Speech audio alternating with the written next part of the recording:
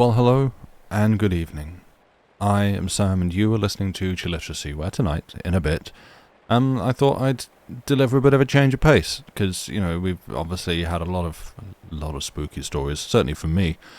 Well, I say a lot, lately it's been the one stretched out over weeks, because, it's Algernon on Blackwood there was the Human Chord, but now is no more, because we finished it. A change of pace. It's finally time for... Wait. I must get out. Intense iteracy? Great. That took me far too long to figure out what you were saying, which is encouraging, because I have more words like that coming up tonight.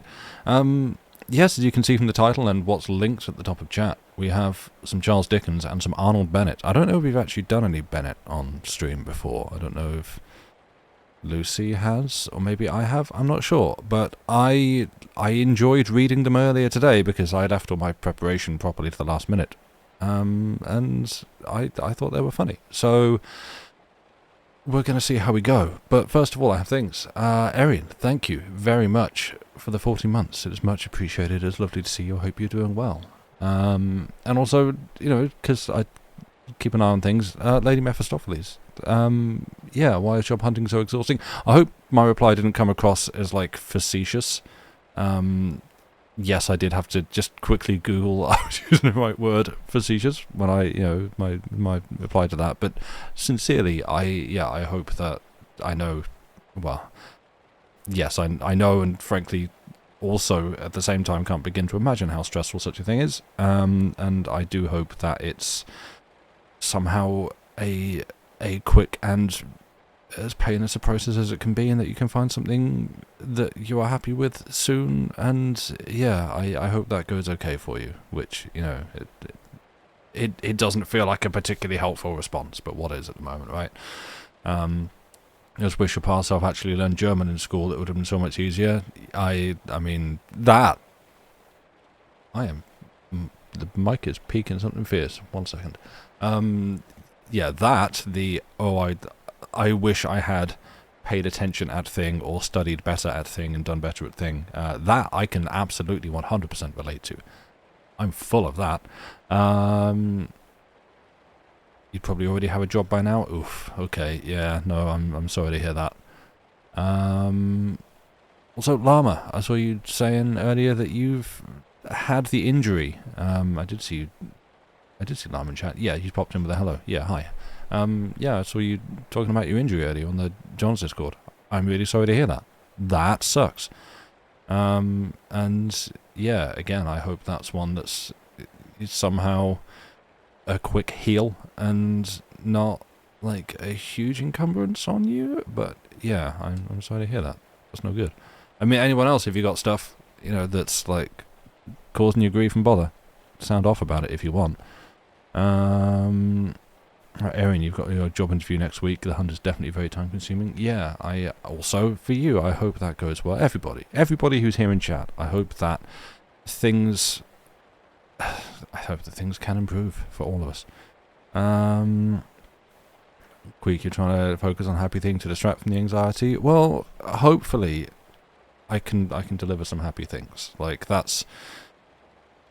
I mean, I suppose particularly tonight I'm sort of playing the part of not necessarily clown, but clown's mouthpiece. That's a horrifying image for you all to think about. And, in this sort of position, it's... Yeah, it doesn't really feel like sitting in front of a microphone and reading some funny stories, in this case, for a couple of hours, is really going to move the needle very far. But also, you've got to do what you can. And yeah, I hope that if I can make one of you laugh by reading someone else's funny words, and put it, at least not flubbing it so badly that none of the jokes land, then I guess we can call that a successful day. I'm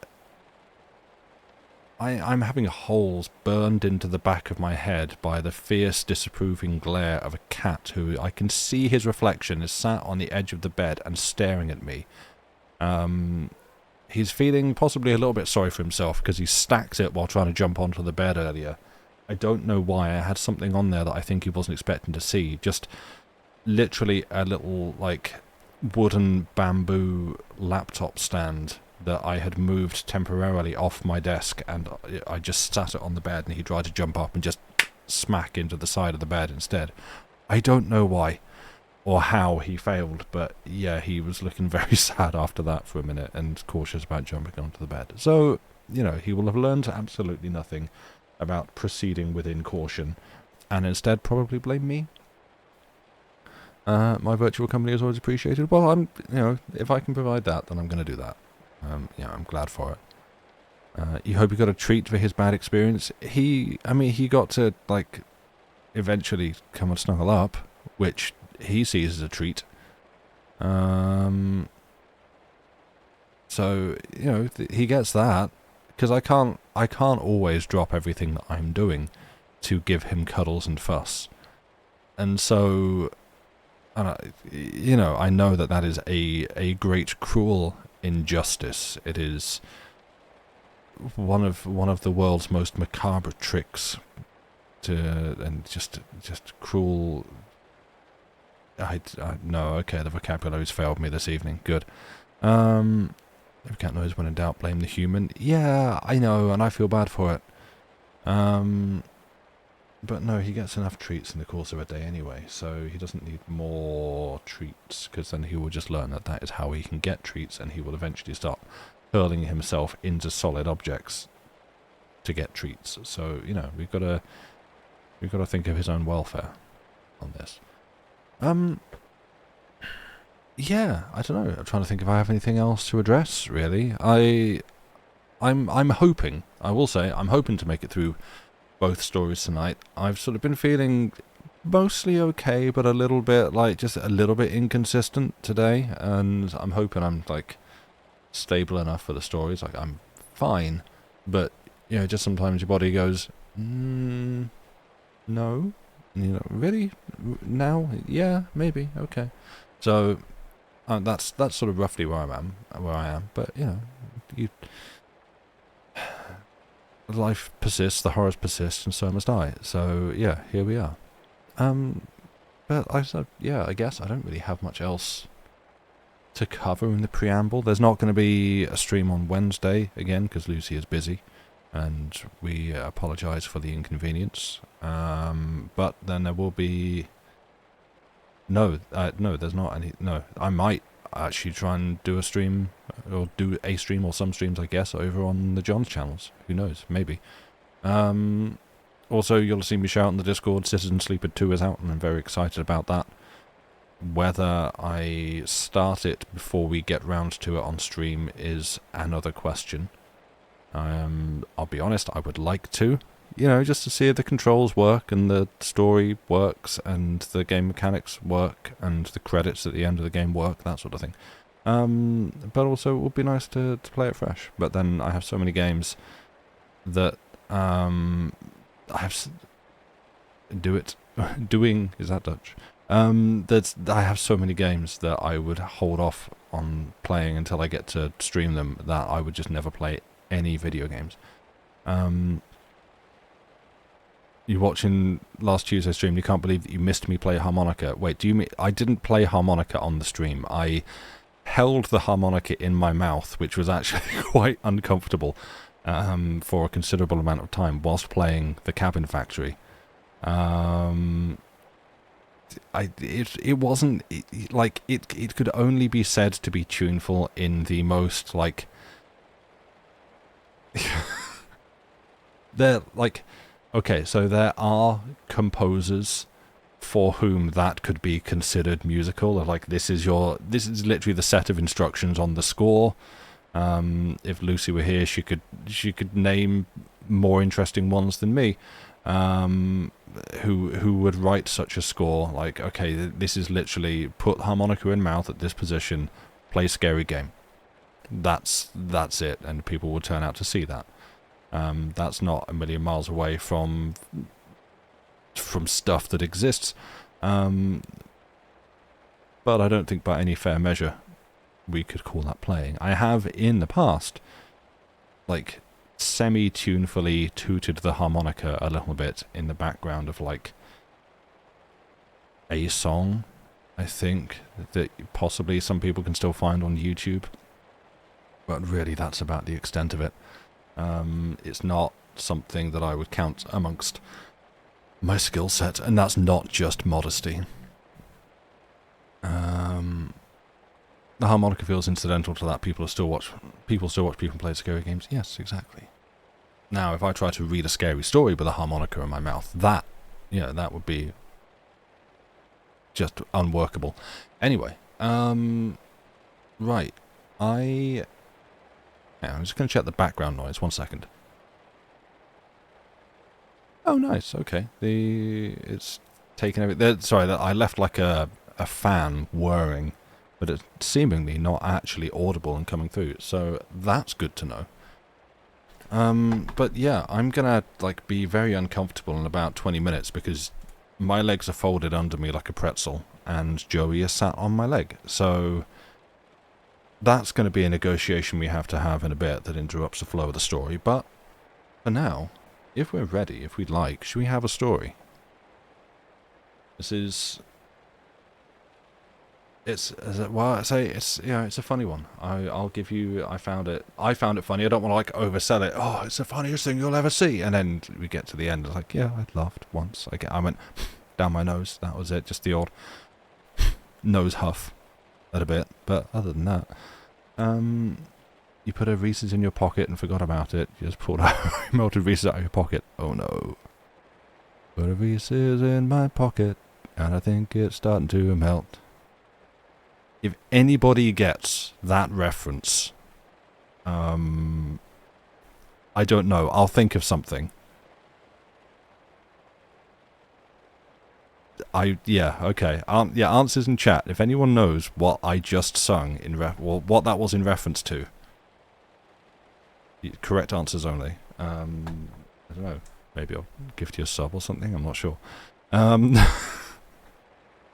It will still be eaten. Good. Right call. Right, anyway. I shouldn't make grand promises that I can't keep. And I'm instead going to read a story, which hopefully is less of a grand promise and something I can attain. If we are ready, your link is at the top of chat. And the disapproving chat on my leg is looking at me. So I'm going to begin. This is The Tuggses at Ramsgate by Charles Dickens. Once upon a time there dwelt, in a narrow street on the Surrey side of the water within 3 minutes' walk of Old London Bridge, Mr. Joseph Tuggs, a little dark-faced man with shiny hair, twinkling eyes, short legs, and a body of very considerable thickness measuring from the centre button of his waistcoat in front to the ornamental buttons of his coat behind. The figure of the amiable Mrs. Tuggs, if not perfectly symmetrical, was decidedly comfortable, and the form of her only daughter, the accomplished Miss Charlotte Tuggs, was fast ripening into the state of luxuriant plumpness which had enchanted the eyes and captivated the heart of Mr. Joseph Tuggs in his earlier days. Mr. Simon Tuggs, his only son, and Miss Charlotte Tuggs' only brother, was as differently formed in body as he was differently constituted in mind from the remainder of his family. There was that elongation of his thoughtful face, and that tendency to weakness in his interesting legs, which tell so forcibly of a great mind and romantic disposition. The slightest traits of character in such a being possess no mean interest to speculative minds. He usually appeared in public, in capacious shoes with black cotton stockings, and was observed to be particularly attached to a black glazed stock, without tie or ornament of any description.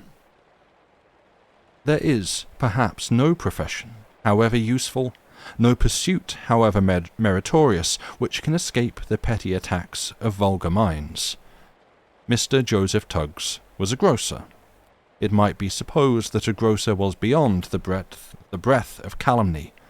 But no, The neighbours stigmatized him as a chandler, and the poisonous voice of envy distinctly asserted that he dispensed tea and coffee by the quartern, retailed sugar by the ounce, cheese by the slice, tobacco by the screw, and butter by the pat. These taunts, however, were lost upon the Tuggses. Mr. Tuggs attended to the grocery department, Mrs. Tuggs to the cheesemongery, and Miss Tuggs to her education. Mr. Simon Tuggs kept his father's books and his own counsel. One fine spring afternoon, the latter gentleman was seated on a tub of Weekly Dorset, behind the little red desk with a wooden rail which ornamented a corner of the counter, when a stranger dismounted from a cab and hastily entered the shop. He was habited in black cloth, and bore with him a green umbrella and a blue bag. "Mr. Tuggs?" said the stranger inquiringly. "My name is Tuggs," replied Mr. Simon. "It's the other Mr. Tuggs," said the stranger, looking towards the glass door which led into the parlour behind the shop, and on the inside of which the round face of Mr. Tuggs, senior, was distinctly visible, peeping over the curtain. Mr. Simon gracefully waved his pen, as if in intimation of his wish that his father would advance. Mr. Joseph Tuggs, with considerable celerity, removed his face from the curtain and placed it before the stranger. "I come from the Temple," said the man with the bag. "From the Temple!" said Mrs. Tuggs, flinging open the door of the little parlour and disclosing Miss Tuggs in perspective. "From the Temple!" said Miss Tuggs and Mr. Simon Tuggs at the same moment. "From the Temple!" said Mr. Joseph Tuggs, turning as pale as a Dutch cheese. "From the Temple," repeated the man with the bag, "from Mr. Cowes, the solicitors. Mr. Tuggs, I congratulate you, sir. Ladies, I wish you joy of your prosperity. We have been successful." And the man with the bag leisurely divested himself of his umbrella and glove as a preliminary to shaking hands with Mr. Joseph Tuggs. Now the words, "We have been successful," had no sooner issued from the mouth of the man with the bag than Mr. Simon Tuggs rose from the tub of Weekly Dorset, opened his eyes very wide, gasped for breath, made figures of 8 in the air with his pen, and finally fell into the arms of his anxious mother, and fainted away without the slightest ostensible cause or pretence. "Water!" screamed Mrs. Tuggs. "Look up, my son!" exclaimed Mr. Tuggs. "Simon! Dear Simon!" shrieked Miss Tuggs. "I'm better now," said Simon Tuggs. "What? Successful?" And then, as corroborative evidence of his being better, he fainted away again, and was borne into the little parlour by the united efforts of the remainder of the family and the man with the bag. To a casual spectator, or to anyone unacquainted with the position of the family, this fainting would have been unaccountable. To those who understood the mission of the man with the bag, and were moreover acquainted with the excitability of the nerves of Mr. Simon Tuggs, it was quite comprehensible. A long pending lawsuit respecting the validity of a will had been unexpectedly decided, and Mr. Joseph Tuggs was the possessor of £20,000. A prolonged consultation took place that night in the little parlour, a consultation that was to settle the future destinies of the Tuggses. The shop was shut up at an unusually early hour, and many were the unavailing kicks bestowed upon the closed door by applicants for quarterns of sugar, or half-quarterns of bread, or penn'orths of pepper, which were to have been left till Saturday, but which fortune had decreed were to be left alone altogether. "We must certainly give up business," said Miss Tuggs. "Oh, decidedly," said Mrs. Tuggs. "Simon shall go to the bar," said Mr. Joseph Tuggs. "And I shall always sign myself Cymon in future," said his son. "And I shall call myself Charlotta," said Miss Tuggs. "And you must always call me Ma, and Father Pa," said Mrs. Tuggs. "Yes, and Pa must leave all of his vulgar habits," interposed Miss Tuggs. "I'll take care of all that," responded Mr. Joseph Tuggs complacently. He was, at that very moment, eating pickled salmon with a pocket-knife. "We must leave town immediately," said Mr. Cymon Tuggs. Everybody concurred that this was an indispensable preliminary to being genteel. The question then arose, where should they go? "Gravesend?" mildly suggested Mr. Joseph Tuggs. The idea was unanimously scouted. Gravesend was low. "Margate?" insinuated Mrs. Tuggs. Worse and worse. Nobody there but tradespeople. "Brighton?" Mr. Simon Tuggs opposed an insurmountable objection. All the coaches had been upset, in turn, within the last 3 weeks. Each coach had averaged 2 passengers killed and 6 wounded. And, in every case, the newspapers had distinctly understood that no blame whatsoever was attributable to the coachman. "Ramsgate?" exclaimed Mr. Simon thoughtfully. To be sure, how stupid they must have been not to have thought of that before.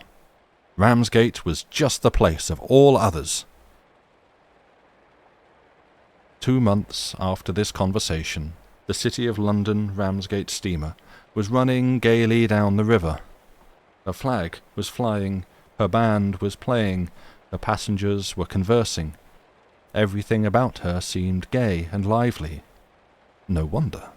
The Tuggses were on board. "Charming, ain't it?"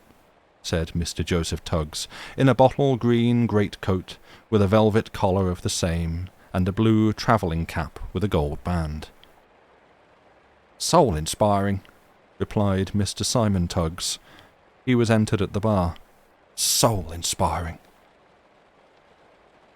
"Delightful morning, sir," said a stoutish, military-looking gentleman in a blue surtout buttoned up to his chin, and white trousers chained down to the soles of his boots. Mr. Simon Tuggs took upon himself the responsibility of answering the observation. "Heavenly," he replied.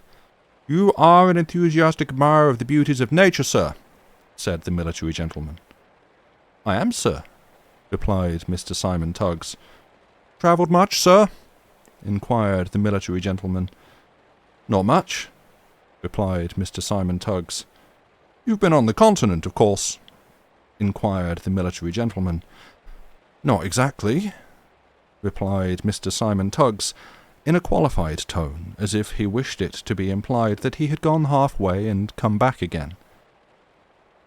"You, of course, intend your son to make the grand tour, sir?" said the military gentleman, addressing Mr. Joseph Tuggs.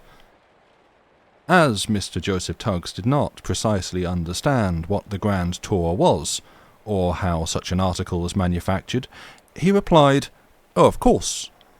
Just as he said the word, there came tripping up, from her seat at the stern of the vessel, a young lady in a puce-coloured silk cloak, and boots of the same, with long black ringlets, large black eyes, brief petticoats, and unexceptionable ankles. "Walter, my dear," said the young lady to the military gentleman. "Yes, Belinda, my love," responded the military gentleman to the black-eyed young lady. "What have you left me so alone so long for?" said the young lady.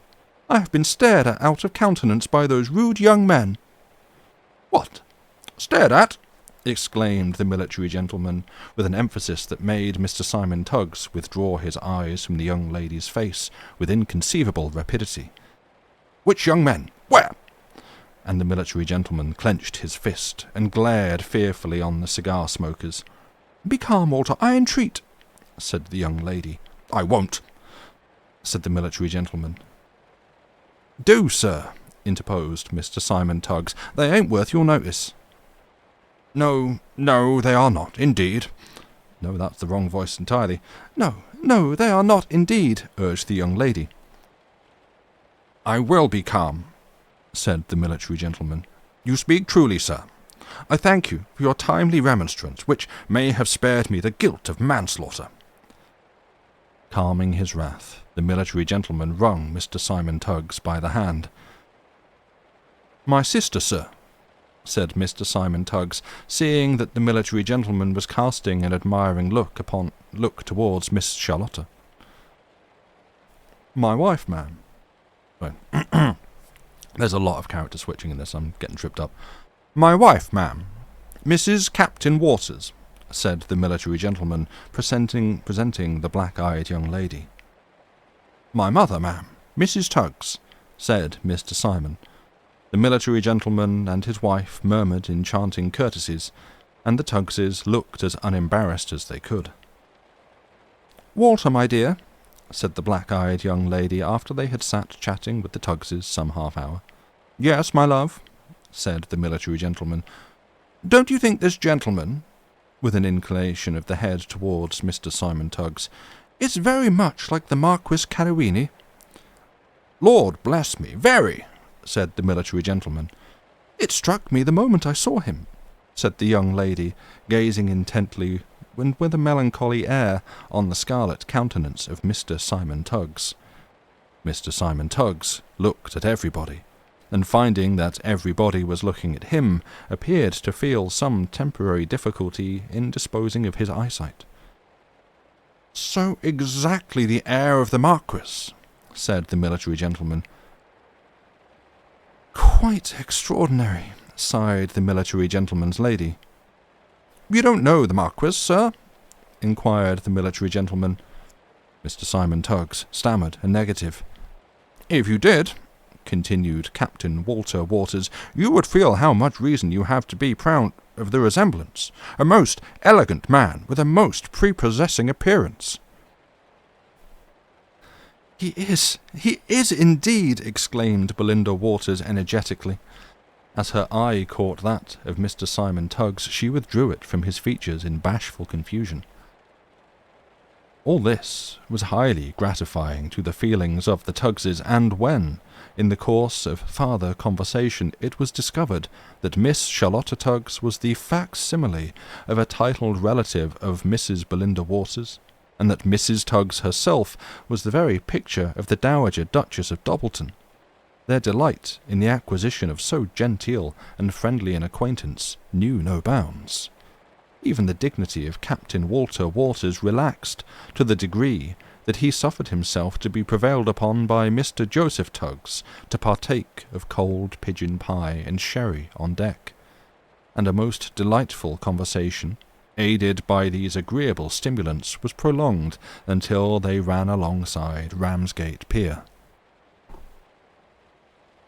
"Good-bye, dear," said Mrs. Captain Waters to Miss Charlotta Tuggs, just before the bustle of landing commenced. "We shall see you on the sands in the morning, and as we are sure to have found lodgings before then, I hope we shall be inseparable for many weeks to come." "Oh, I hope so," said Miss Charlotta Tuggs emphatically. "Tickets, ladies and gentlemen," said the man in the paddle-box.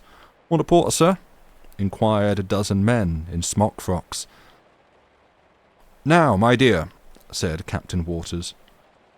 "Good-bye," said Mrs. Captain Waters. "Good-bye, Mr. Simon."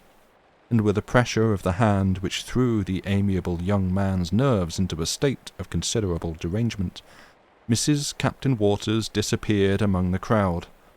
A pair of puce-coloured boots were seen ascending the steps, a white handkerchief fluttered, a black eye gleamed. The Waterses were gone, and Mr. Simon Tuggs was alone in a heartless world.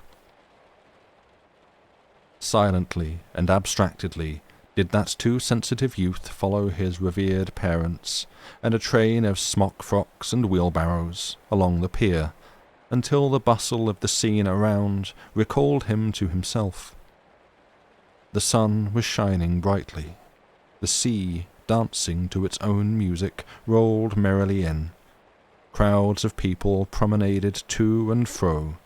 Young ladies tittered. Old ladies talked. Nursemaids displayed their charms to the greatest possible advantage, and their little charges ran up and down, and to and fro, and in and out, under the feet and between the legs of the assembled concourse, in the most playful and exhilarating manner. There were old gentlemen, trying to make out objects through long telescopes, and young ones making objects of themselves in open shirt collars, Ladies carrying about portable chairs, and portable chairs carrying about invalids.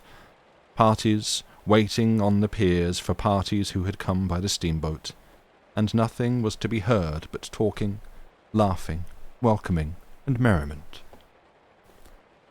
"Fly, sir?" exclaimed a chorus of 14 men and 6 boys the moment Mr. Joseph Tuggs, at the head of his little party, set foot in the street. "Here's a gentleman at last," said one. "Yeah, I know, Joey," said one, touching his hat with mock politeness. "Very glad to see you, sir. Been a-waiting for you these 6 weeks. Jump in, if you please, sir." "Nice light fly and a fast trotter, sir," said another. 14 mile an hour and surrounding objects rendered invisible by extreme velocity."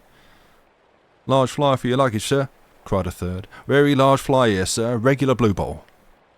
"Here's your fly, sir," shouted another aspiring charioteer, mounting the box and inducing an old grey horse to indulge in some imperfect reminiscences of a canter.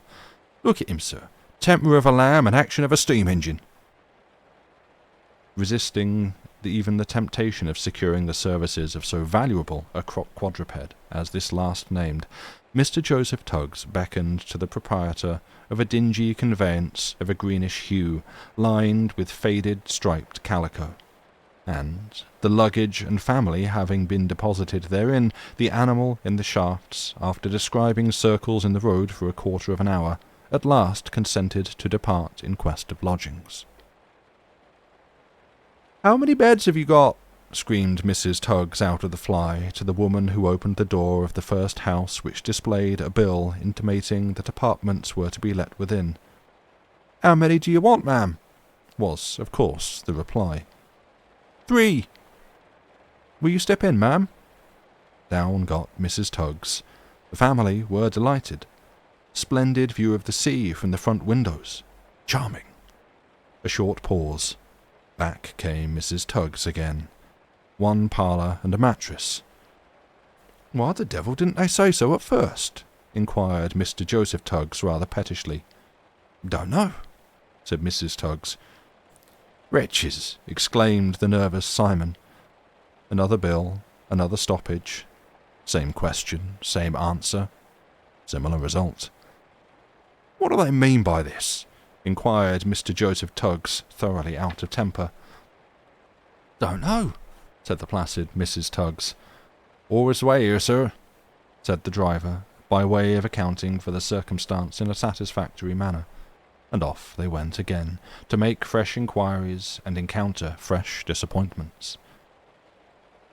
It had grown dusk when the fly, the rate of whose progress greatly belied its name, after climbing up 4 or 5 perpendicular hills, stopped before the door of a dusty house, with a bay window, from which you could obtain a beautiful glimpse of the sea, if you thrust half of your body out of it, at the imminent peril of falling into the area. Mrs. Tuggs alighted. 1 ground-floor sitting-room, and 3 cells with beds in them upstairs. A double house. Family on the opposite side, 5 children milk and watering in the parlour, and 1 little boy, expelled for bad behaviour, screaming on his back in the passage. "What's the terms?" said Mrs. Tuggs. The mistress of the house was considering the expediency of putting on an extra guinea, so she coughed slightly and affected not to hear the question. "What's the terms?" said Mrs. Tuggs in a louder key. 5 guineas a week, ma'am, with attendance," replied the lodging housekeeper. "Attendance means the privilege of ringing the bell as often as you like, for your own amusement." "Rather dear," said Mrs. Tuggs. "Oh, dear, no, ma'am," replied the mistress of the house, with a benign smile of pity at the ignorance of manners and customs which the observation betrayed. "Very cheap." Such an authority was indisputable. Mrs. Tuggs paid a week's rent in advance, and took the lodgings for a month. In an hour's time, the family were seated at tea in their new abode. "Capital shrimps," said Mr. Joseph Tuggs. Mr. Simon eyed his father with a rebellious scowl, as he emphatically said, "Shrimps." "Well, then, shrimps," said Mr. Joseph Tuggs. "Shrimps or shrimps, it don't much matter." There was pity, blended with malignity, in Mr. Simon's eye as he replied, "Don't matter, father. What would Captain Waters say if he heard such vulgarity?" "Or what would dear Mrs. Captain Waters say," added Charlotta, "if she saw Ma, eating them whole, heads and all?" "It won't bear thinking of," exclaimed Mr. Simon with a shudder. How different, he thought, from the Dowager Duchess of Dobbleton. "Very pretty woman, Mrs. Captain Waters, is she not, Simon?" inquired Miss Charlotta. A glow of nervous excitement passed over the countenance of Mr. Simon Tuggs as he replied, "An angel of beauty." "Hello," said Mr. Joseph Tuggs. "Hello, Simon, my boy, take care. Married lady, you know." And he winked one of his twinkling eyes knowingly. "Why," exclaimed Simon, starting up with an ebullition of fury as unexpected as alarming, "why am I to be reminded of that blight of my happiness and ruin of my hopes? Why am I to be taunted with the miseries which are heaped upon my head? Is it not enough to... And the orator paused, but whether for want of words or lack of breath was never distinctly ascertained. There was an impressive solemnity in the tone of this address, and in the air with which the romantic Simon, at its conclusion, rang the bell and demanded a flat candlestick, which effectually forbade a reply. He stalked dramatically to bed, and the Tuggses went to bed too, half an hour afterwards, in a state of considerable mystification and perplexity. If the pier had presented a scene of life and bustle to the Tuggses on their first landing at Ramsgate, it was far surpassed by the appearance of the sands on the morning after their arrival. It was a fine, bright, clear day with a light breeze from the sea. There were the same ladies and gentlemen, the same children, the same nursemaids, the same telescopes, the same portable chairs. The ladies were employed in needlework, or watchguard making, or knitting, or reading novels. The gentlemen were reading newspapers and magazines. The children were digging holes in the sand with wooden spades and collecting water therein. The nursemaids, with their youngest charges in their arms, were running in after the waves, and then running back with the waves after them. And now and then a little sailing boat either departed with a gay and talkative cargo of passengers, or returned with a very silent and particularly uncomfortable-looking one. "Well, I never!"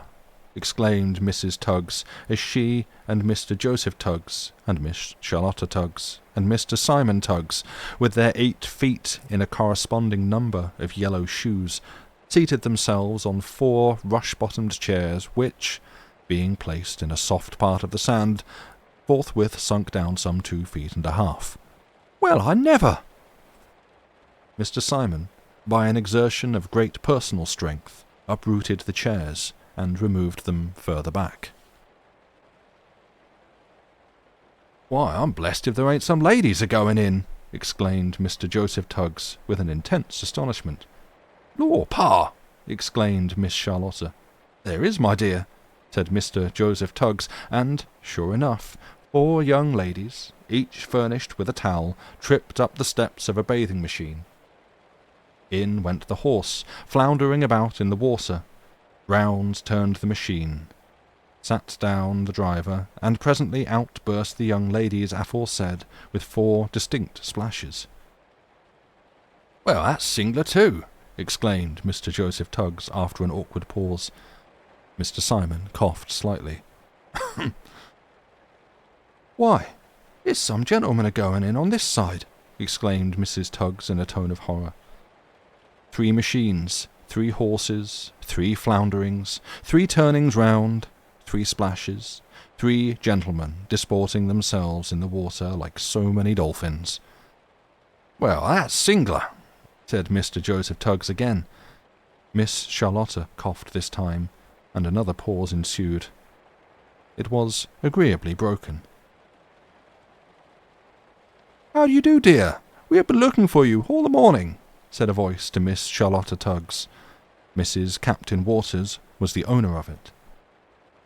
"How do you do?" said Captain Walter Waters, all suavity, and a most cordial interchange of greetings ensued. "Belinda, my love," said Captain Walter Waters, applying his glass to his eye and looking in the direction of the sea. "Yes, my dear," replied Mrs. Captain Waters. "There's Harry Thompson." "Where?" said Belinda, applying her glass to her eye. "Bathing." "Law, so it is. He don't see us, does he?" "No, I don't think he does," replied the captain. "Bless my soul, how very singular." "What?" inquired Belinda. "There's Mary Golding, too." "Law, where?" Up went the glass again. "There," said the captain, pointing to one of the young ladies before noticed, who, in her bathing costume, looked as if she was enveloped in a patent mackintosh of scanty dimensions. "So it is, I declare," exclaimed Mrs. Captain Waters. "How very curious we should see them both." "Very," said the captain, with perfect coolness. "It's a regular thing here, you see," whispered Simon Tuggs to his father. "I see it is," whispered Mr. Joseph Tuggs in reply. "Queer though, ain't it?" Mr. Simon Tuggs nodded assent. What do you think of doing with yourself this morning?" inquired the captain. "Shall we lunch at Pegwell?" "I should like that very much indeed," interposed Mrs. Tuggs. She had never heard of Pegwell, but the word lunch had reached her ears, and it sounded very agreeably. "How shall we go?" inquired the captain. "It's too warm to walk."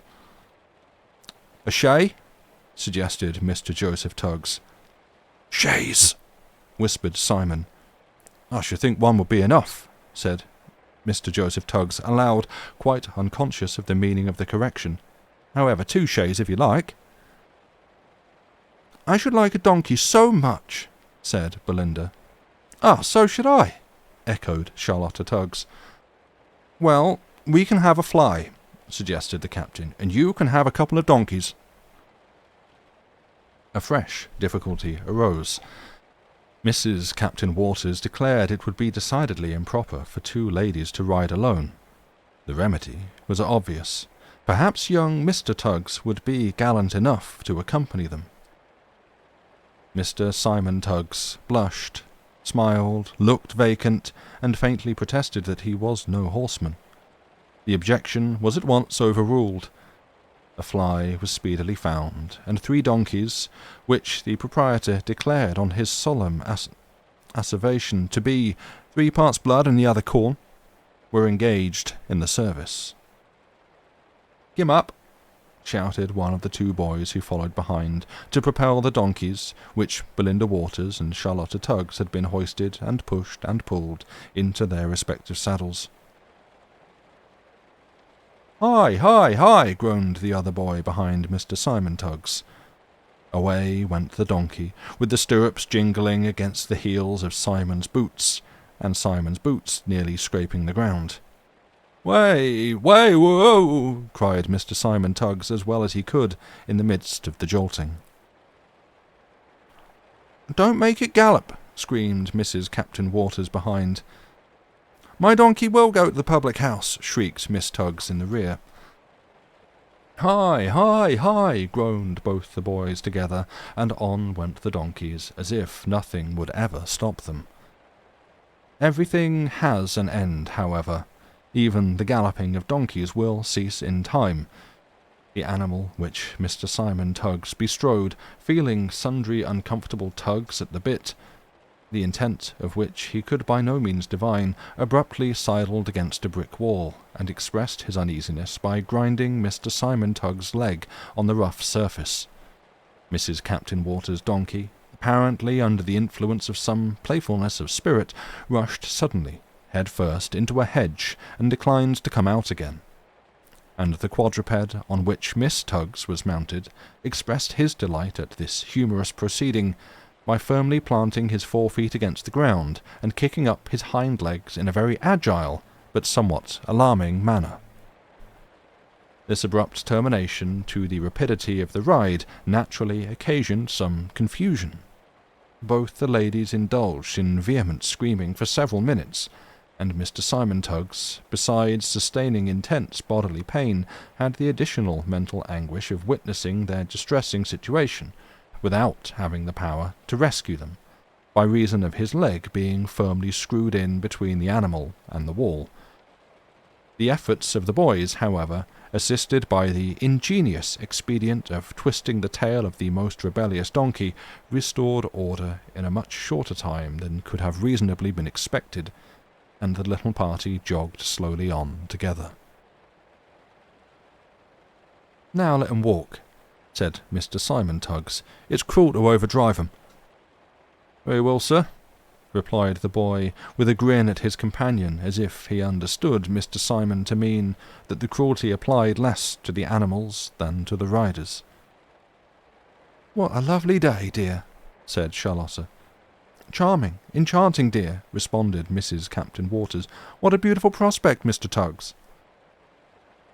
Simon looked full in Belinda's face as he responded, "Beautiful, indeed."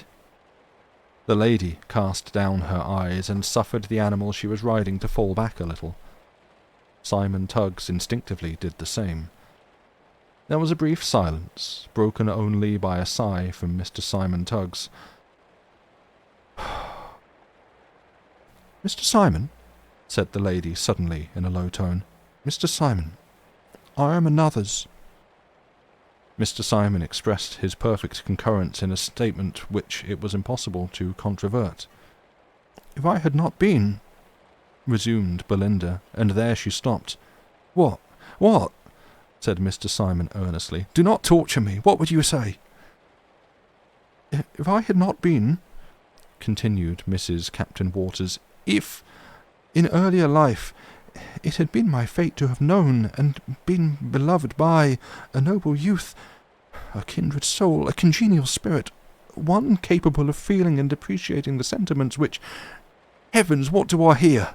exclaimed Mr. Simon Tuggs. "Is it possible? Can I believe my— Come up!" This last unsentimental parenthesis was addressed to the donkey, who, with his head between his forelegs, appeared to be examining the state of his shoes with great anxiety. "Hi, hi, hi," said the boys behind. "Come up," expostulated Simon Tuggs again. "Hi, hi, hi," repeated the boys. And whether it was that the animal felt indignant at the tone of Mr. Tuggs's command, or felt alarmed by the noise of the deputy proprietor's boots running up behind him, or whether he burned with a noble emulation to outstrip the other donkeys, certain it is that he no sooner heard the second series of hi-hi's than he started away, with a celerity of pace which jerked Mr. Simon's hat off instantaneously, and carried him to the Pegwell Bay Hotel in no time, where he deposited his rider without giving him the trouble of dismounting, by sagaciously pitching him over his head into the very doorway of the tavern. Great was the confusion of Mr. Simon Tuggs when he was put right end uppermost by two waiters. Considerable was the alarm of Mrs. Tuggs in behalf of her son. Agonizing were the apprehensions of Mrs. Captain Waters on his account. It was speedily discovered, however, that he had not sustained much more injury than the donkey. He was grazed, and the animal was grazing, and then it was a delightful party to be sure. Mr. and Mrs. Tuggs and the captain had ordered lunch in the little garden behind. Small saucers of large shrimps, dabs of butter, crusty loaves, and bottled ale. The sky was without a cloud. There were flower-pots and turf before them. The sea, from the foot of the cliff, stretching away as far as the eye could discern anything at all. Vessels in the distance, with sails as white and as small as nicely got-up cambric handkerchiefs.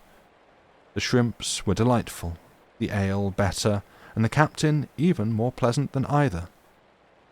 Mrs. Captain Waters was in such spirits after lunch, chasing first the captain across the turf, and among the flower-pots, and then Mr. Simon Tuggs, and then Miss Tuggs, and laughing too quite boisterously. But, as the captain said, it didn't matter. Who knew what they were there? For all the people of the house knew, they might be common people. To which Mr. Joseph Tuggs responded, "To be sure."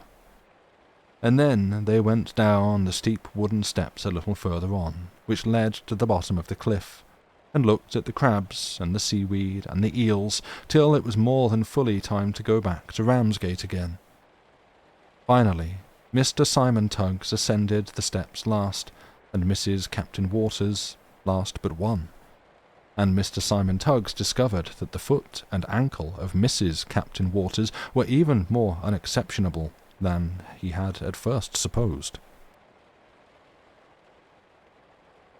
Taking a donkey towards his ordinary place of residence is a very different thing, and a feat much more easily to be accomplished than taking him from it. It requires a great deal of foresight and presence of mind in the one case to anticipate the numerous flights of his discursive imagination, whereas, in the other, all you have to do is to hold on, and place a blind confidence in the animal. Mr. Simon Tuggs adopted the latter expedient on his return, and his nerves were so little discomposed by the journey that he distinctly understood they were all to meet again at the library in the evening. The library was crowded. There were the same ladies and the same gentlemen who had been on the sands in the morning and on the pier the day before. There were young ladies in maroon-coloured gowns and black velvet bracelets, dispensing fancy articles in the shop and presiding over games of chance in the concert-room. There were marriageable daughters and marriage-making mammas, gaming and promenading and turning over music and flirting. There were the same male beaux doing the sentimental in whispers, and others doing the ferocious in moustaches. There were Mrs. Tuggs in amber, Miss Tuggs in sky blue, Mrs. Captain Waters in pink. There was Captain Waters in a braided surtout. There was Mr. Simon Tuggs in pumps and a gilt waistcoat. There was Mr. Joseph Tuggs in a blue coat and a shirt frill. "Numbers 3, 8, and 11, cried one of the young ladies in the maroon-coloured gowns. "Numbers 3, 8, and 11, echoed another young lady in the same uniform. "Number 3's gone," said the first young lady. "Numbers 8 and 11. "Numbers 8 and 11, echoed the second young lady. "Number 8's gone, Mary Ann," said the first young lady. "Number 11, screamed the second. "The numbers are all taken now, ladies, if you please," said the first. The representatives of numbers 3, 8, and 11, and the rest of the numbers, crowded around the table. "Will you throw, ma'am?" said the presiding goddess, handing the dice-box to the eldest daughter of a stout lady with 4 girls. There was a profound silence among the lookers-on. "Throw, Jane, my dear," said the stout lady. An interesting display of bashfulness, a little blushing and a cambric handkerchief, a whispering to a younger sister. "Amelia, my dear, throw for your sister," said the stout lady. And then she turned to a walking advertisement of Rowland's Massacre Oil, who stood next to her and said, "Jane is so very modest and retiring, but I can't be angry with her for it. An artless and unsophisticated girl is so truly amiable, and I often wish Amelia was more like her sister." The gentleman with the whiskers whispered his admiring approval. "Now, my dear," said the stout lady. Miss Amelia threw. 8 for her sister, 10 for herself. "Nice figure, Amelia," whispered the stout lady to a thin youth beside her. "Beautiful. And such a spirit. I am like you in that respect. I cannot help admiring that life and vivacity. Ah, I wish I could make poor Jane a little more like my dear Amelia." The young gentleman cordially acquiesced in the sentiment. Both he and the individual first addressed were perfectly contented. "Who's this?" inquired Mr. Simon Tuggs of Mrs. Captain Waters, as a short female, in a blue velvet hat and feathers, was led into the orchestra by a fat man in black tights and cloudy berlins. "Mrs. Tippin of the London Theatres," replied Belinda, referring to the programme of the concert. The talented Tippin, having condescendingly acknowledged the clapping of hands and shouts of "Bravo!" which greeted her appearance, proceeded to sing the popular cavatina of "Bid Me Discourse," accompanied on the piano by Mr. Tippin. After which, Mr. Tippin sang a comic song, accompanied on the piano by Mrs. Tippin. The applause consequent upon which was only to be exceeded by the enthusiastic approbation bestowed upon an air with variations on the guitar by Miss Tippin, accompanied on the chin by Master Tippin. Thus passed the evening. Thus passed the days and evenings of the Tuggses and the Waterses for 6 weeks. Sands in the morning, donkeys at noon, pier in the afternoon, library at night, and the same people everywhere. On that very night, 6 weeks, the moon was shining brightly over the calm sea, which dashed against the feet of the tall, gaunt cliffs, with just enough noise to lull the old fish to sleep without disturbing the young ones, when 2 figures were discernible, or would have been if anybody had looked for them, seated on one of the wooden benches which are stationed near the verge of the western cliff. The moon had climbed higher into the heavens by 2 hours' journeying since those figures first sat down, and yet they had moved not. The crowd of loungers had thinned and dispersed. The noise of itinerant musicians had died away. Light after light had appeared in the windows of the different houses in the distance. Blockade man after blockade man had passed the spot, wending his way towards his solitary post, and yet those figures had remained stationary.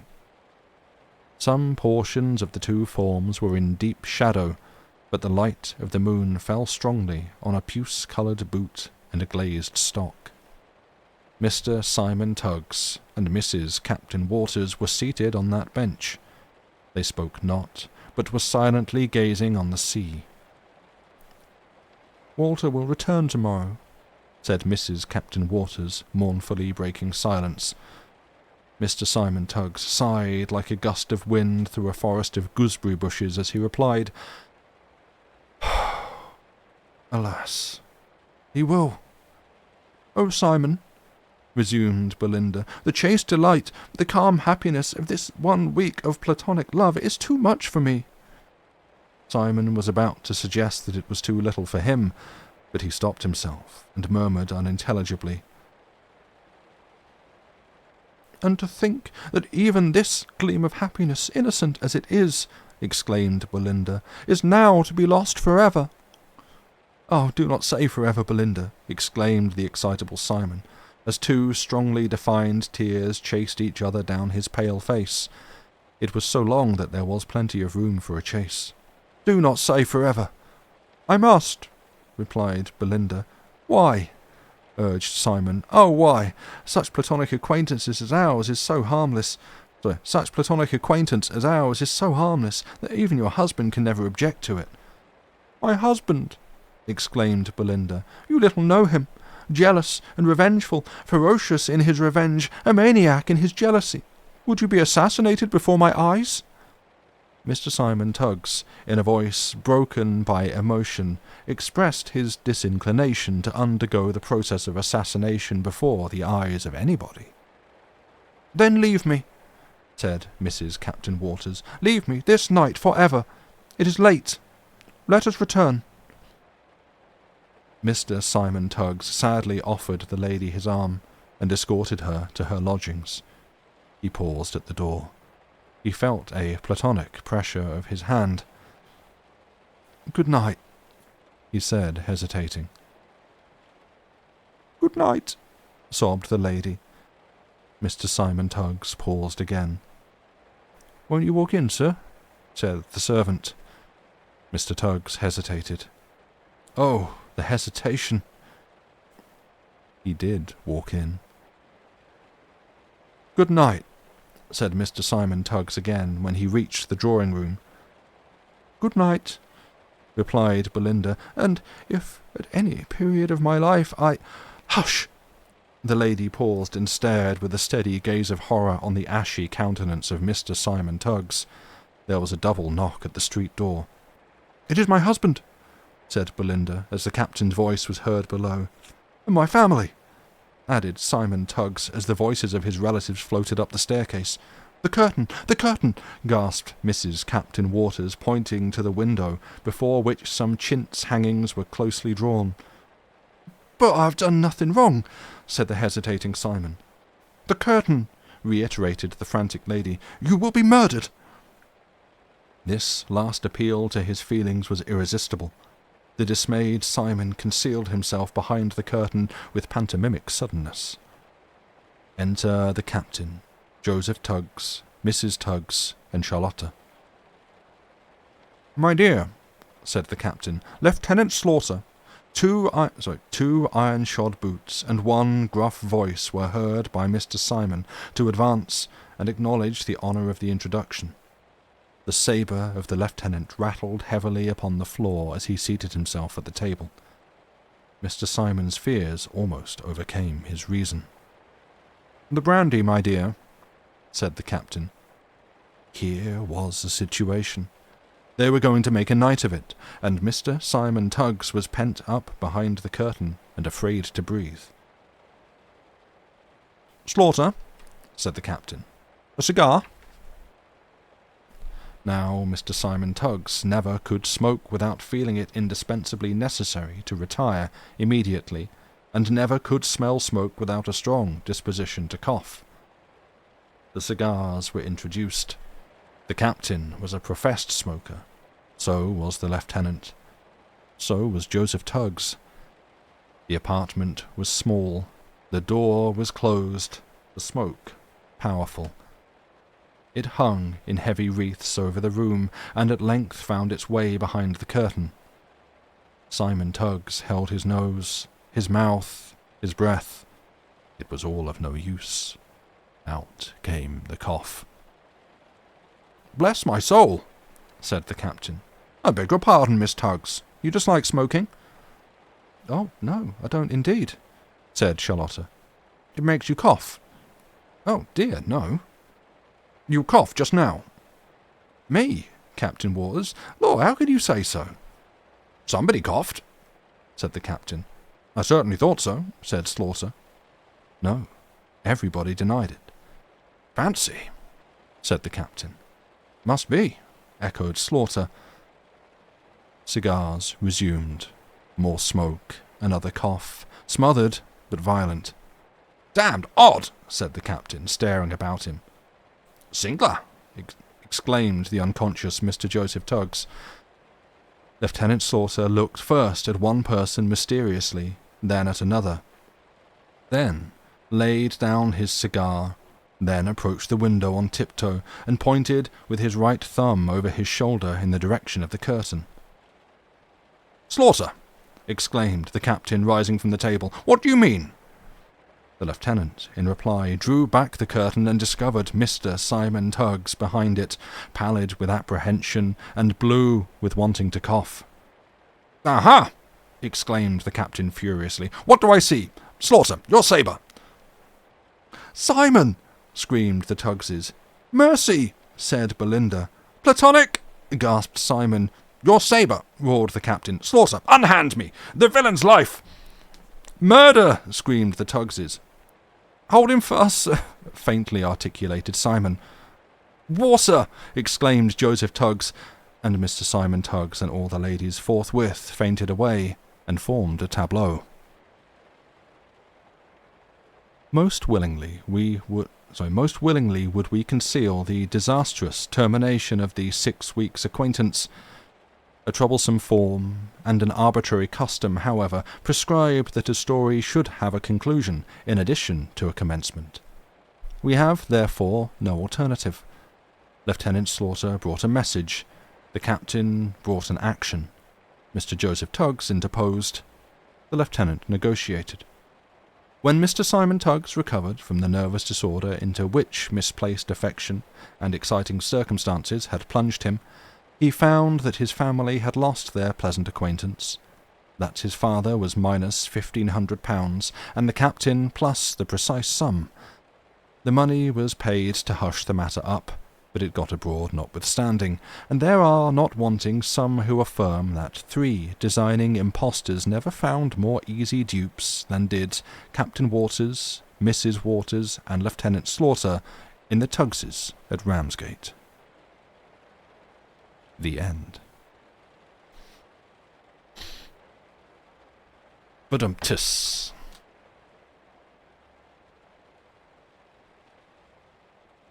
There you go.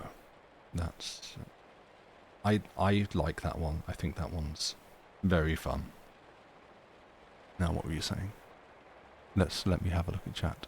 Am I calling Dutch cheese pale? I'm not. Charles Dickens is calling Dutch cheese pale. That was all him. So I'm just trying to find the next one. I mean, I can find the next one during the break, but I'm flicking through a book. That went well. Yeah, it went fine. I'm glad that they didn't actually lose all the money. Hey, Lucy, welcome. Hello. Like, I half expected, and because I was like, oh, you were addressing Dickens. Yeah, fair enough. Yeah, like, I was messaging Lucy about it earlier while I was reading through it, and I half expected that, not the punchline, but one of the punchlines, because you've got, like, early on, and it's a text that it's a joke that only really works in the text with Simon changing his name, where like, oh, we've got all this money, okay, well, I'm going to spell my name Simon, and it's written in the book C-Y-M-O-N, because previously it's spelled S-I-M-O-N, like, normal. It's like, well, I'm going to spell my name Simon, C-Y-M-O-N, which is why I spelled it out. And then immediately the next time his name is mentioned in the book, it has changed to that. And I don't know, firstly, yes, obviously, thank you, Charles Dickens, for respecting the spelling of this name. But it's just very funny to me that it's like, the guy goes, oh, I've got some money, I'm going to change my name. And immediately Dickens complies with his character's wish to have his name spelled differently. And my expectation was that at the end of the story, they would have lost all the money and his name would revert back to the original spelling.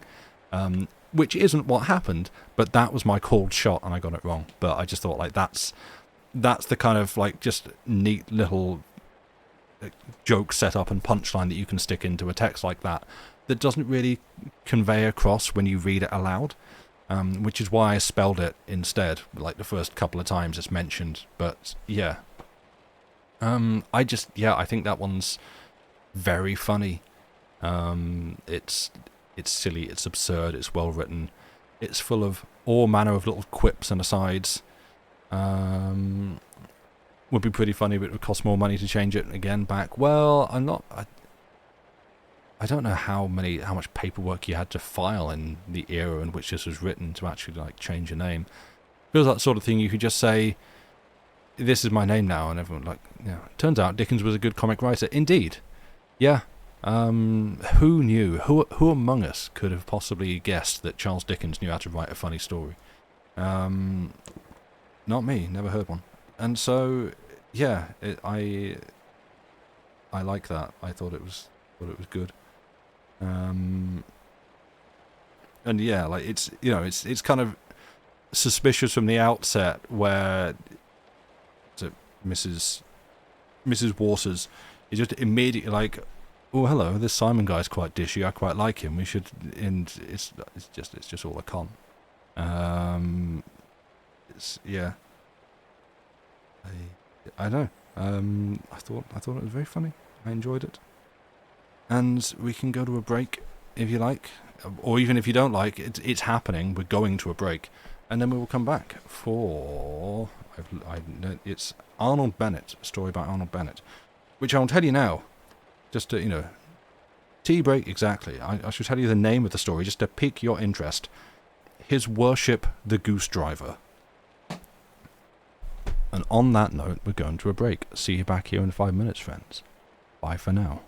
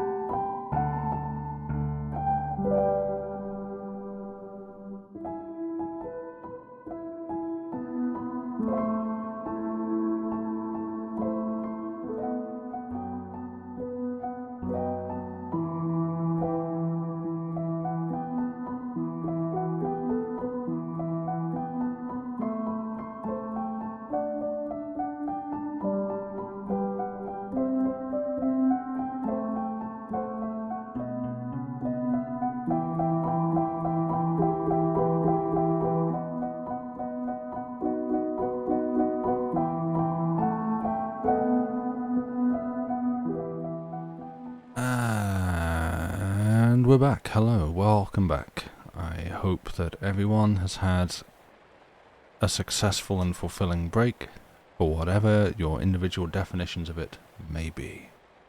Hi. Good point, Andy, actually, yeah. Peroda's probably not here this evening because she'll be at the Longest Pony gig. And I think she's on the tour bus, isn't she? Well, not the unofficial following along, going to each venue tour bus, not the bands, but yeah, anyway. You all know what I mean. So yeah, if you want to click a jigsaw, there's your link in chat. And if you want to click the story to read along, she's fan vanning, yeah, that's the one. If you want to click the story and read along, it's linked now at the top of chat. His Worship the Goosedriver, which is an incredible name for a story. Possibly even some kind of Elden Ring boss, I don't know, maybe. I could see that, like, just stick a health bar under that and you're set. You're also very the most not jealous you've definitely... Yeah, don't... I'm not mad, don't put in the papers that I got mad. Don't print that. Also, I will apologise. I don't know if this is coming through on the mic, I'm just going to test. If there is a constant squeaking, which I'm doing now as well while I speak in case it's being picked up by the mic, like it's not loud enough to sort of open the gate on the mic, but it might be loud enough to come through. You're not hearing anything? Awesome. Because, so like I have apparently a solution to my busted chair that I'm still waiting to like put into action at some point. But until then, I am persisting on this busto-ass falling apart chair that I'm using. And the armrest, there's like a spring in there that's gone, and it sort of squeaks like wheezy hydraulics, and it's very annoying to me. But if it's not annoying to you and coming through, there's nothing I can do about it really in this situation. But if it's not coming through on stream, good. I was worried that any time I put any pressure on it, it's like squeaking away and bothering all of you. So just my own like growing frustration with it, and possibly Joey's ears. Who knows? But he's asleep in his cube at the moment, so all is well. But yeah, I have had a break. We've had one fun story, and now we have another one of a slightly different matter. Any notes to give? Like, I'm not gonna give spoilers. I will say I looked it up earlier to see what did I guess to look up a summary of the story, because when like reading short stories and stuff on stream, I tend to try to just make sure that the story I'm about to commit, an hour or so to reading, because I struggle to focus, and so that's for me a considerable effort. And I don't want to go and like start on a story, get halfway through, and then suddenly realise, oh wait, this thing suddenly got like really uncomfortable or weird, or just hella racist in the middle or something. And sure, the books covered it it was using the language of the time, but I'm like, I'm halfway through a story and now I really don't want to read this one on stream. That kind of thing. So, I'll tend to look up a summary and just like quickly check what's going on. And the Goodreads reviews for this, which I didn't pay a lot of mind or time reading because, I had an actual story to read, were distinctly mid and called it was like, well, it's kind of funny, but nothing really happens and it's just sort of boring. I was like, okay. I'm a pathological contrarian, so let's see how this goes. And I enjoyed it. I thought it was very funny. I thought it was very enjoyable. So let's see how you think. How you think, what you think, how you feel, and where and when you are at the end. I don't know. Let's just freestyle some sentences and see what comes out. If we can stick it in a phone, we can sell it for trillions. The story I'm about to commit, like it's a crime. It could be. You don't know. Depends how bad a job I do.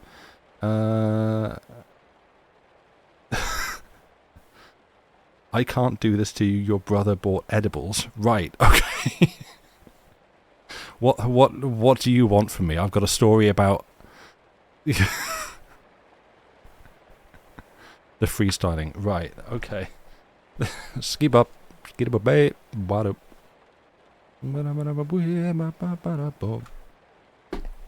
Anyway. Right. If we're ready and we've clicked on the appropriate links, if you wish to jigsaw or read along or watch Lucy's videos on her YouTube channel, youtube.com/Lucy. Hang on, wait, I should have a command for this. We must have a command for this. Yeah, we do. Lucy Humphries Trumpet. You know, you heard that. Good. That's literally how this entire organisation works. Sigh, yes. You sigh at me. I can hear that from here. If we're ready, we have a story written for you by Arnold Bennett, who, as I was saying at the start, I don't know if we've done any others of his work on here. I don't know if we've read any other Arnold Bennett stories on here, so maybe this is a channel first. Who could say? But oh yeah, also one other thing. Well, we did. Oh, the yacht. Oh, all right. Now you know what you're in for. You're in for something good. Excellent. That's actually really good. Well remembered. I forgot that was by him. There is. You know, like, I don't rank geese as highly as, say, cats, in terms of the warning people that an animal's going to die. Thank you, William Hope Hodgson. That was deeply distressing, some of the stuff you wrote in your stories. But this does feature a little bit of slightly comedic goose death, so I just thought I'd give you a bit of a heads up, maybe spoil a joke in the middle of it, but, you know, hey, whatever, you'll forget about it by then. Exactly. F's in chat for the goose. Don't worry. Yeah. Anyway, if we're ready, your story is linked at the top of chat. Lucy's YouTube channel is linked in chat. There's a jigsaw that's been through as well, so, you know, click on that and put some pieces in place. And I shall compose myself to read for you His Worship the Goosedriver by Arnold Bennett. It was an amiable but deceitful afternoon in the 3rd week of December. Snow fell heavily in the windows of confectioners' shops, and Father Christmas smiled in Keats' Bazaar the fawning smile of a myth who knows himself to be exploded. But beyond these and similar efforts to remedy the forgetfulness of a careless climate, there was no sign anywhere in the 5 towns, and especially in Bursley, of the immediate approach of the season of peace, goodwill, and gluttony on earth. At the Tiger, next door to Keats's in the marketplace, Mr. Josiah Topham Curtenty had put down his glass, the port was kept specially for him, and told his boon companion, Mr. Gordon, that he must be going. These 2 men had one powerful sentiment in common. They loved the same woman. Mr. Curtenty, aged 26 in heart, 36 in mind, and 46 in looks, was 56 only in years. He was a rich man. He had made money as an earthenware manufacturer in the good times before Satan was ingenious enough to invent German competition, American tariffs, and the price of coal. He was making money with the aid of his son Harry, who now managed the works, but he never admitted he was making it. No one has yet succeeded, and no one ever will succeed, in catching an earthenware manufacturer in the act of making money. He may confess with a sigh that he has performed the feat in the past. He may give utterance to a vague, preposterous hope that he will perform it again in the remote future, but as for surprising him in the very act, you would as easily surprise a hen laying an egg. Nowadays, Mr. Curtenty, commercially secure, spent most of his energy in helping to shape and control the high destinies of the town. He was deputy mayor and chairman of the General Purposes Committee of the Town Council. He was also a guardian of the poor, a justice of the peace, president of the Society for the Prosecution of Felons, a sidesman, an odd fellow, and several other things that meant dining, shrewdness, and good nature. He was a short, stiff, stout, red-faced man, jolly with the jollity that springs from a kind heart, a humorous disposition, a perfect digestion, and the respectful deference of one's bank manager. Without being a member of the Browning Society, he held firmly to the belief that all's right with the world. Mr. Gordon, who has but a sorry part in the drama, was a younger, quieter, less forceful person, rather shy, a municipal mediocrity, perhaps a little inflated that day by reason of his having been elected to the chairmanship of the Gas and Lighting Committee. Both men had sat on the committees at the town hall across the way that deceitful afternoon, and we see them now, after refreshment well earned and consumed, about to separate and sink into private life. But as they came out of the portico of the Tiger, the famous calypso-like barmaid of the Tiger a hovering enchantment in the background, it occurred that a flock of geese were meditating, as geese will, in the middle of the road. The gooseherd, a shabby, middle-aged man, looked as though he had recently lost the Battle of Marathon and was asking himself whether the path of his retreat might not lie through the bar-parlour of the Tiger. "Business pretty good?" Mr. Curtenty inquired of him cheerfully. In the Five Towns, business takes the place of weather as a topic of salutation. "Business," echoed the gooseherd. In that one unassisted noun, scorning the aid of verb, adjective, or adverb, the gooseherd, by a masterpiece of profound and subtle emphasis, contrived to express the fact that he existed in a world of dead illusions, that he had become a convert to Schopenhauer, and that Mr. Curtenty's inapposite geniality was the final grievance to him. "There ain't no business," he added. "Ah," returned Mr. Curtenty, thoughtful. Such an assertion of the entire absence of business was a reflection upon the town. "Silly," said the gooseherd in ruthless accents. "I druv these here geese into this here town this morning." Here he exaggerated the number of miles traversed. 12 geese and 2 gander, a brent and a barnacle. Now how many is there now? How many? 14, said Mr. Gordon, having counted, and Mr. Curtenty gazed at him in reproach for that he, a town councillor, had thus mathematically demonstrated the commercial decadence of Bursley. "Market overstocked, eh?" Mr. Curtenty suggested, throwing a side glance at Callear the poulterer's close by, which was crammed with everything that flew, swam, or waddled. "Call this a market," said the gooseherd. "I must take my lot over to Ambridge, where there is a bit doing, by all accounts." Now, Mr. Curtenty had not the least intention of buying those geese, but nothing could be better calculated to straighten the back of a Bursley man than a reference to the mercantile activity of Hanbridge, that Chicago of the Five Towns. "How much for the lot?" he inquired. In that moment he reflected upon his reputation. He knew that he was a cure, a card, a character. He knew that everyone would think it just like Jos Curtenty, the renowned deputy mayor of Bursley, to stand on the steps of the Tiger and pretend to chaffer with a gooseherd for a flock of geese. His imagination caught the sound of an oft-repeated inquiry. "Did you hear about old Jos's latest, trying to buy them there geese?" and the appreciative laughter that would follow. The gooseherd faced him in silence. "Well?" said Mr. Curtenty again, his eyes twinkling. "How much for the lot?"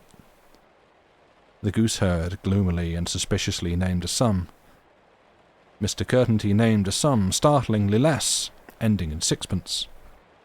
"I'll take it," said the gooseherd, in a tone that closed on the bargain like a vice. The deputy mayor perceived himself the owner of 12 geese and 2 ganders, 1 brent, 1 barnacle. It was a shock, but he sustained it. Involuntarily he looked at Mr. Gordon. "How are you going to get 'em home, Curtenty?" asked Gordon with coarse sarcasm. "Drive 'em?" Nettled, Mr. Curtenty retorted. "Now then, gas, Gordon!" The barmaid laughed aloud at this sobriquet, which that same evening was all over the town, and which has stuck ever since to the chairman of the Gas and Lighting Committee. Mr. Gordon wished, and has never ceased to wish, either that he had been elected to some other committee, or that his name had begun with some other letter.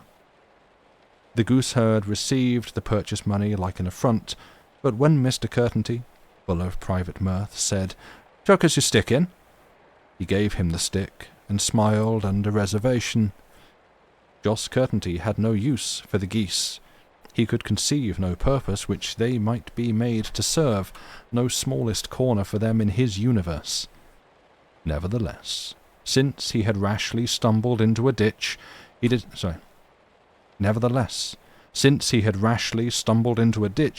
determined to emerge from it grandly, impressively, magnificently.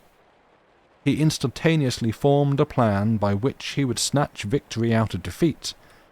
He would take Gordon's suggestion, and himself drive the geese up to his residence in Hillport, that lofty and aristocratic suburb. It would be an immense, an unparalleled farce, a wonder of topic for years, the crown of his reputation as a card. He announced his intention with that misleading sobriety and ordinariness of tone which it has been the foible of many great humorists to assume. Mr. Gordon lifted his head several times very quickly, as if to say, "What next?" and then actually departed, which was a clear proof that the man had no imagination and no soul. The gooseherd winked. "You be rightly called, Curtenty, master," said he, and passed into the Tiger. "That's the best joke I ever heard," Jos said to himself. "I wonder whether he saw it." Then the procession of the geese and the deputy mayor commenced. Now it is not to be assumed that Mr. Curtenty was necessarily bound to look foolish in the driving of geese. He was no nincompoop. On the contrary, he was one of those men who, bringing common sense and presence of mind to every action of their lives, do nothing badly, and always escape the ridiculous. He marshalled his geese with notable gumption, adopted towards them exactly the correct stress of persuasion, and presently he smiled to see them preceding him in the direction of Hillport. He looked neither to right nor left, but simply at his geese, and thus quidnuncs of the market-place and the supporters of shop-fronts were unable to catch his eye. He tried to feel like a gooseherd, and such was his histrionic quality, his instinct for the dramatic. He was a gooseherd, despite his blue Melton overcoat, his hard felt hat with the flattened top, and that opulent curving collar which was the secret despair of the young dandies of Hillport. He had the most natural air in the world. The geese were the victims of this imaginative effort of Mr. Curtenty's. They took him seriously as a gooseherd. These 14 intelligences, each with an object in life, each bent on self-aggrandizement and the satisfaction of desires, began to follow the line of least resistance in regard to the superior intelligence, unseen but felt behind them, feigning, as geese will, that it suited them so to submit, and that, in reality, they were still quite independent. But in the peculiar eye of the barnacle gander who was leading, an observer with sufficient fancy might have deciphered a mild revolt against this triumph of the absurd, the accidental, and the futile, a passive yet Promethean spiritual defiance of the supreme powers. Mr. Curtenty got his 14 intelligences safely across the top of St. Luke's Square and gently urged them into the steep defile of Old Castle Street. By this time rumour had passed in front of him and run off down side streets like water into an irrigation system. At every corner was a knot of people, at most windows a face. and the deputy mayor never spoke nor smiled. The farce was enormous. The memory of it would survive revolutions and religions. Halfway down Oldcastle Street, the first disaster happened. Electric tramways had not then knitted the 5 towns in a network of steel, but the last word of civilization and refinement was about to be uttered, and a gang of men were making patterns with wires on the skyscape of Oldcastle Street. One of the wires, slipping from its temporary gripper, swirled with an extraordinary sound into the roadway and writhed there in spirals. Several of Mr. Curtenty's geese were knocked down, and rose, obviously annoyed. But the barnacle gander fell with a clinging circle of wire round his muscular, glossy neck, and did not rise again. It was a violent, mysterious, agonizing, and sudden death for him, and must have confirmed his theories about the arbitrariness of things. The 13 passed pitilessly on. Mr. Curtenty freed the gander from the coiling wire and picked it up, but, finding it far too heavy to carry, he handed it to a corporation road sweeper. "I'll send for it," he said. "Wait here." These were the only words uttered by him during a memorable journey. The second disaster was that the deceitful afternoon turned to rain, cold, cruel rain, persistent rain full of sinister significance. Mr. Curtenty ruefully raised the velvet of his Melton. As he did so, a brougham rolled into Oldcastle Street a little in front of him from the direction of St. Peter's Church and vanished towards Hillport. He knew the carriage. He had bought it and paid for it. Deep, far down in his mind stirred the thought, "I'm just the least bit glad she didn't see me." He had the suspicion, which recurs even to optimists, that happiness is, after all, a chimera. The third disaster was that the sun set and darkness descended. Mr. Curtenty had, unfortunately, not reckoned with this diurnal phenomenon. He had not thought upon the undesirability of being under compulsion to drive geese by the sole illumination of gas lamps lighted by corporation gas. After this, disasters multiplied. Dark and the rain had transformed the farce into something else. It was 5:30 when at last he reached the Firs, and the garden of the Firs was filled with lamentable complainings of a remnant of geese.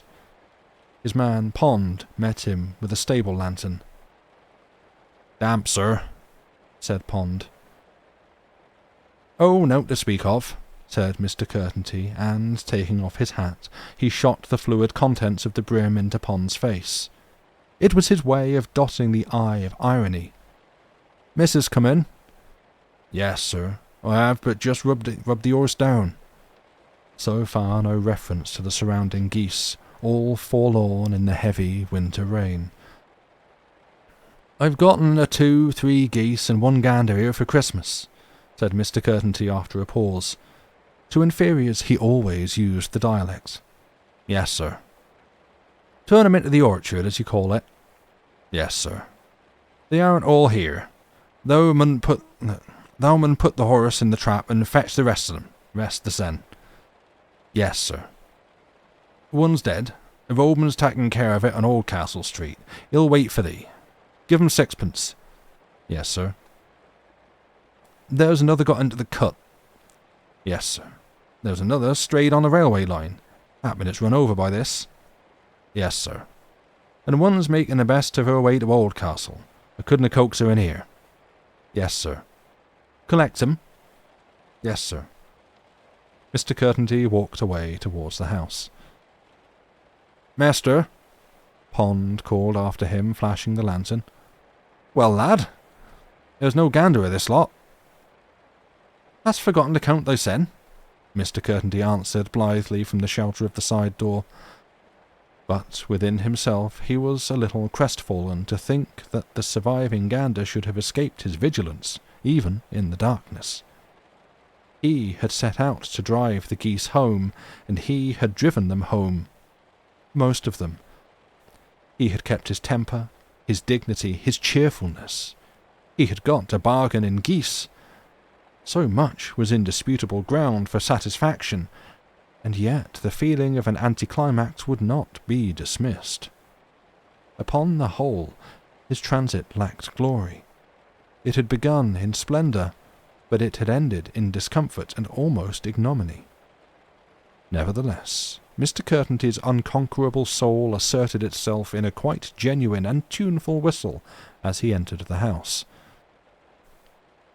The fate of the Brent gander was never ascertained. Part 2. The dining room of the Firs was a spacious and inviting refectory, which owed nothing of its charm to William Morris, Regent Street, or the Arts and Crafts Society. Its triple aim was richness, solidity, and comfort, but especially comfort. And this aim was achieved in new oak furniture of immovable firmness, in a Turkey carpet which swallowed up the feet like a feather bed, and in large oil paintings whose darkly glinting frames were a guarantee of their excellence. On a winter's night, as now, the room was at its richest, solidest, most comfortable. The blue plush curtains were drawn on their stout brass rods across door and French window. Finest selected silkstone fizzed and flamed in a patent grate which had the extraordinary gift of radiating heat into the apartment instead of up the chimney. The shaded Welsbach lights of the chandelier cast a dazzling luminance on the tea-table of snow and silver, while leaving the pictures in a gloom so discreet that not Ruskin himself could have decided whether these were by Whistler or Peter Paul Rubens. On either side of the marble mantelpiece were two easy chairs of an immense, incredible capacity, chairs of crimson plush for Titans, chairs softer than moss, more pliant than a loving heart, more enveloping than a caress. In one of these chairs, that to the left of the fireplace, Mr. Curtenty was accustomed to snore every Saturday and Sunday afternoon, and almost every evening. The other was usually empty, but tonight it was occupied by Mrs. Curtenty, the jewel of the casket. In the presence of her husband, she always used a small rocking-chair of ebonized cane. To glance at this short, slight yet plump little creature as she reclined crosswise in the vast chair, leaving great spaces of the seat unfilled, was to think rapturously of one's self. This is a woman. Her fluffy head was such a dot against the back of the chair. The curve of her chubby ringed hand above the head was so adorable, her black eyes were so provocative, her slippered feet so wee. Yes, there was something so mysteriously thrilling about the fall of her skirt that you knew instantly her name was Clara, her temper both fiery and obstinate, and her personality distracting. You knew that she was one of those women of frail physique who can endure fatigues that would destroy a camel, one of those demonic women capable of doing without sleep for 10 nights in order to nurse you, capable of dying and seeing you die rather than give way about the tint of a necktie, capable of laughter and tears simultaneously, capable of never being in the wrong except for the idle whim of so being. She had a big mouth and very wide nostrils, and her years were 35. It was no matter, it would have been no matter had she been 135. In short, Clara Curtenty wore tight-fitting black silk, with a long gold chain that descended from her neck nearly to her waist, and was looped up in the middle to an old-fashioned gold brooch. She was in mourning for a distant relative. Black preeminently suited her. Consequently, her distant relatives died at frequent intervals. The basalt clock on the mantelpiece trembled and burst into the song of 6. Clara Curtenty rose swiftly from the easy chair and took her seat in front of the tea-tray. Almost at the same moment, a neat black and white parlour-maid brought in teapot, copper kettle, and a silver-covered dish containing hot pikelets, then departed. Clara was alone again. Not the same Clara now, but a personage demure, prim, precise, frightfully upright of back, a sort of impregnable stronghold, without a doubt a deputy mayoress. At 6:05, Josiah Curtenty entered the room, radiant from a hot bath and happy in dry clothes, a fine if mature figure of a man. His presence filled the whole room. "Well, my chuck," he said, and kissed her on the cheek. She gazed at him with a look that might mean anything. Did she raise her cheek to his greeting, or was it fancy that she had endured rather than accepted his kiss? He was scarcely sure, and if she had endured instead of accepting the kiss, was her mood to be attributed to his lateness for tea, or to the fact that she was aware of the episode of the geese? He could not divine. "Pikelets, good!" he exclaimed, taking the cover off the dish. This strong, successful, and dominant man adored his wife and went in fear of her. She was his first love, but his second spouse. They had been married 10 years.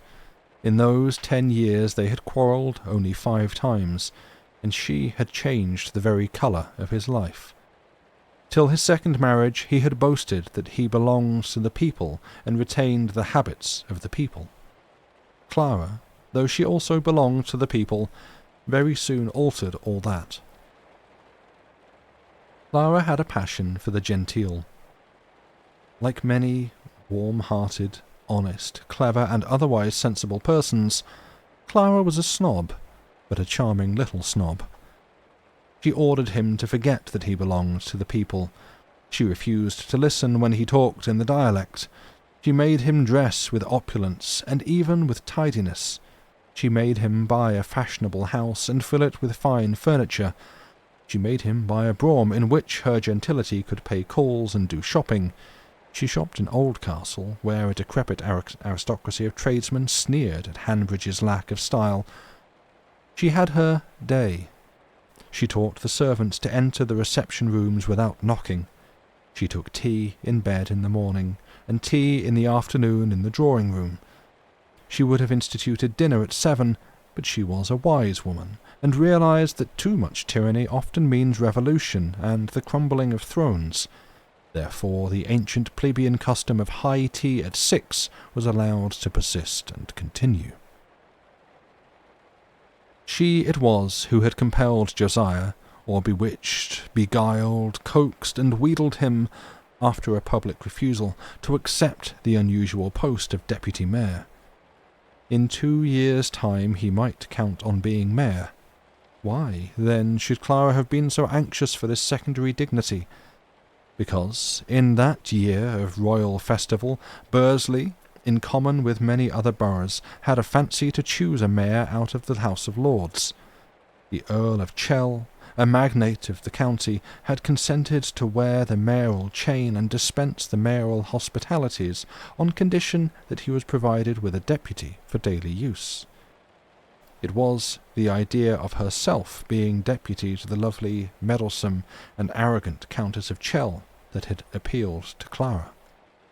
The deputy of a countess at length spoke. "Will Harry be late at the works again tonight?" she asked in her colder, small-talk manner, which committed her to nothing, as Josiah well knew. Her way of saying that word, Harry, was inimitably significant. She gave it an air. She liked Harry, and she liked Harry's name because it had a Kensingtonian sound. Harry, so accomplished in business, was also a dandy, and he was a dog.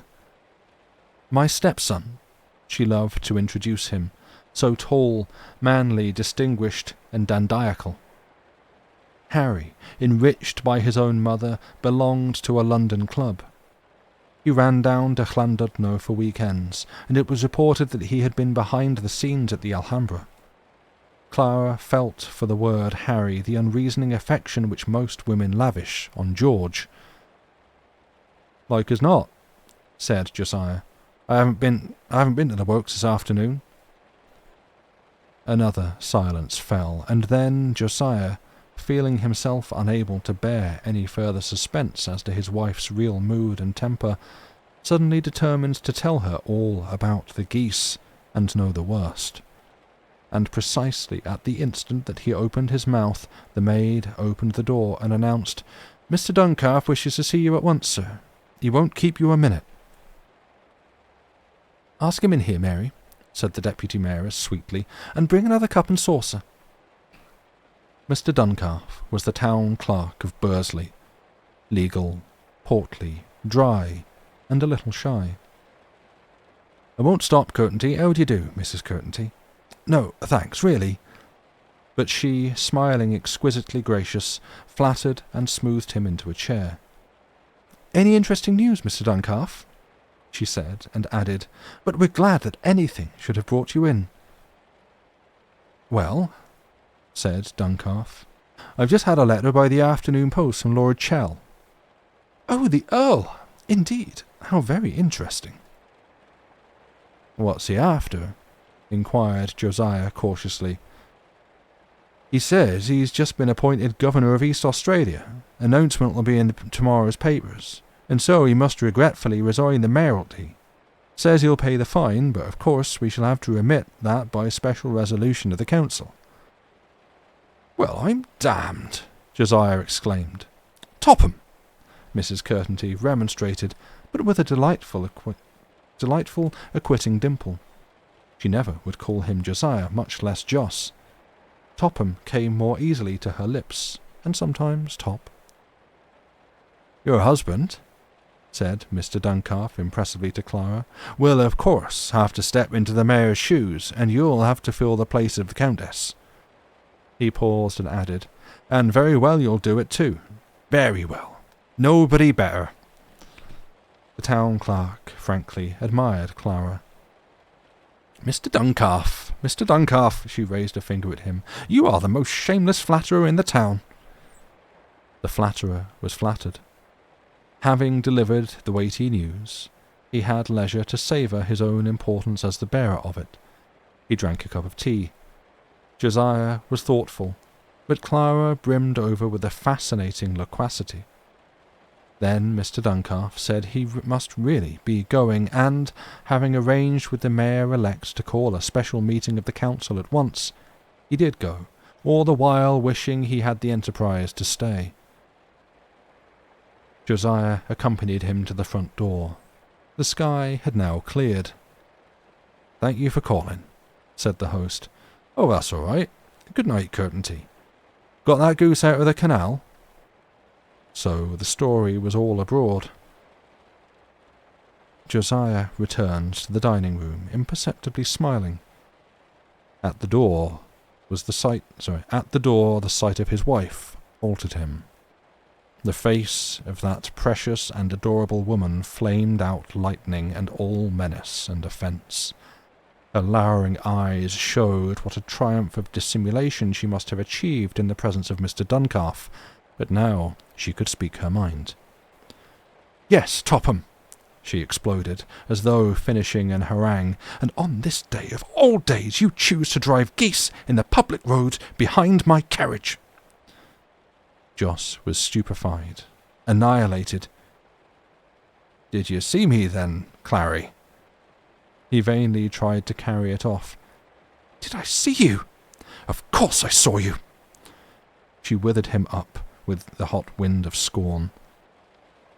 "Well," he said foolishly, "how was I to know that the Earl would resign just today?"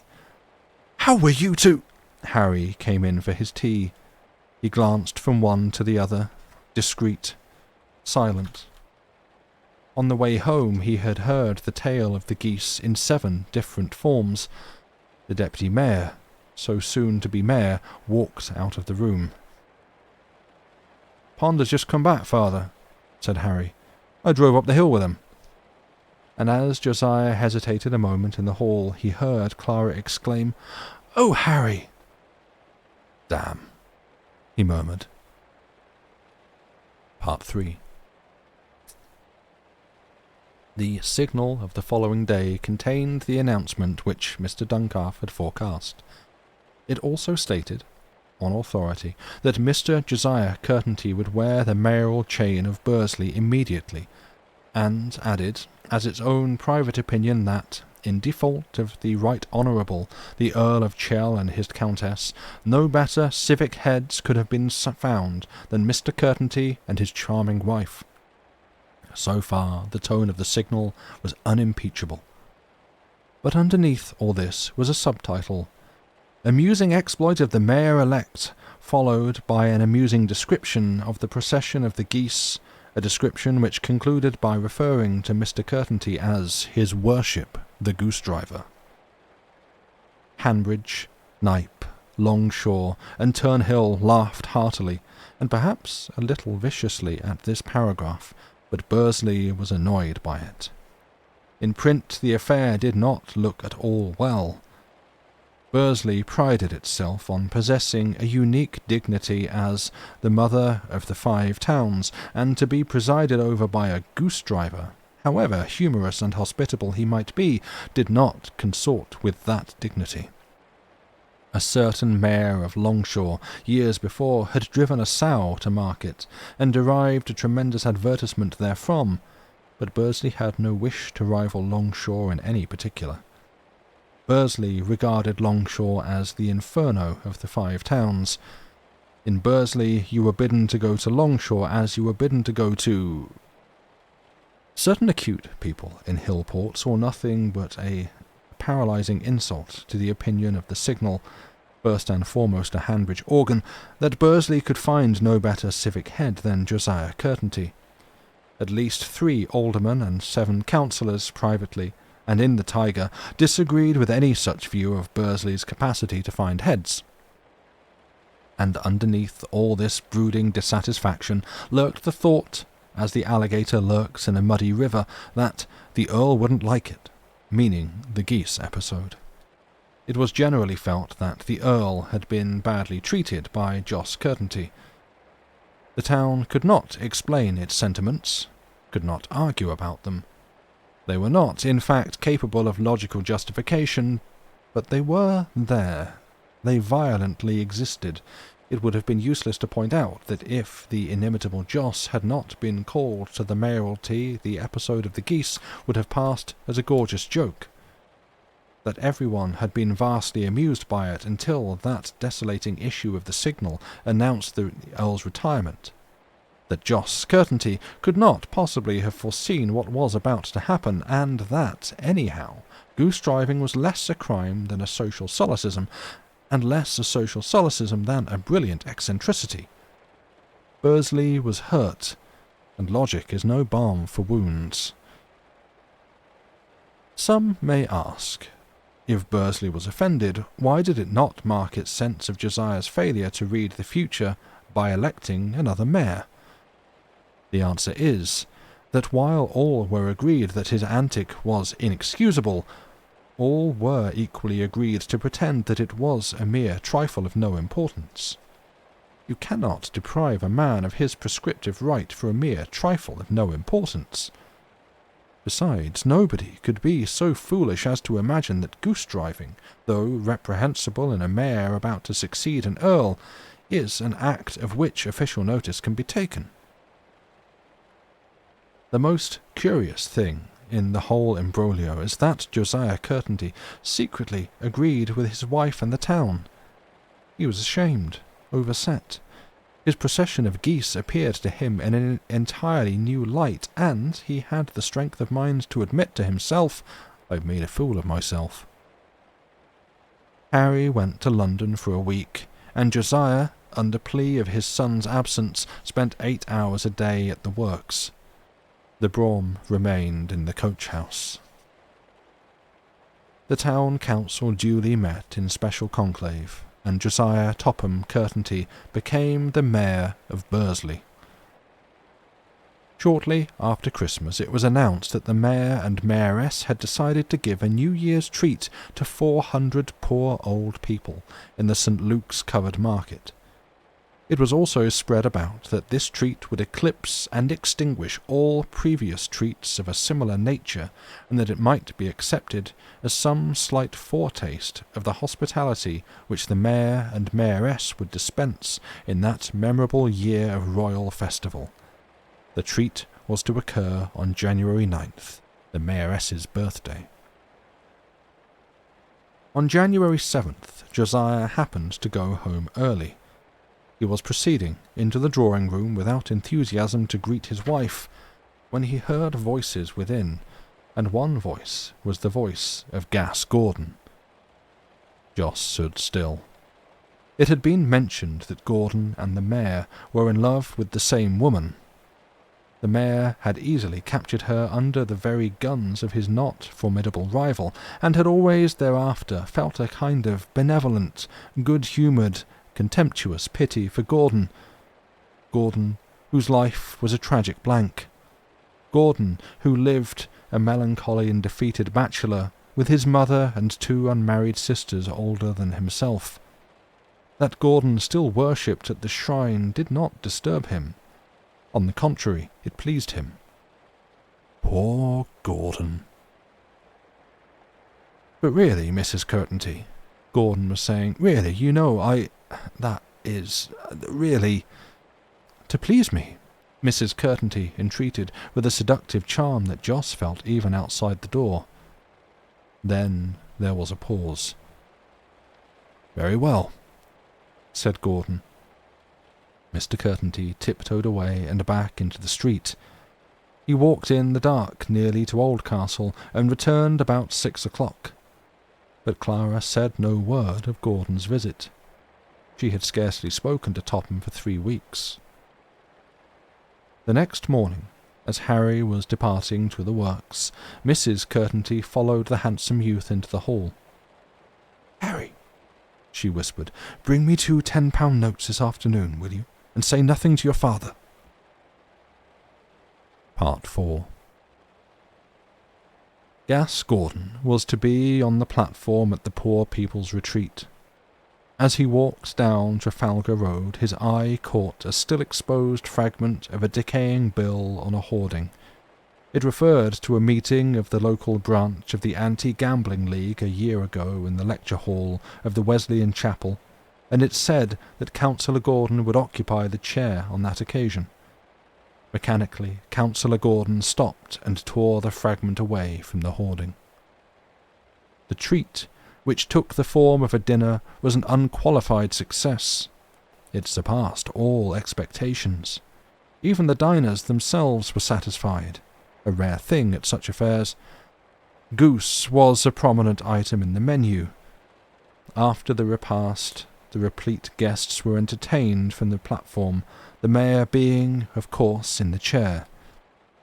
Harry sang in Old Madrid, accompanied by his stepmother, with faultless expression. Mr. Duncalf astonished everybody with the famous North Country recitation, The Patent Hair-Brushing Machine. There were also a banjo solo, a skirt dance of discretion, and a campanological turn. At last, towards 10 o'clock, Mr. Gordon, who had hitherto done nothing, rose in his place amid good-natured cries of "Gas!"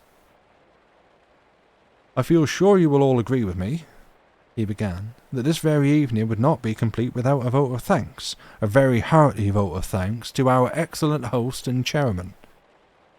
Ear-splitting applause. "I've got a little story to tell you," he continued. "A story that up to this moment has been a close secret between His Worship the Mayor and myself."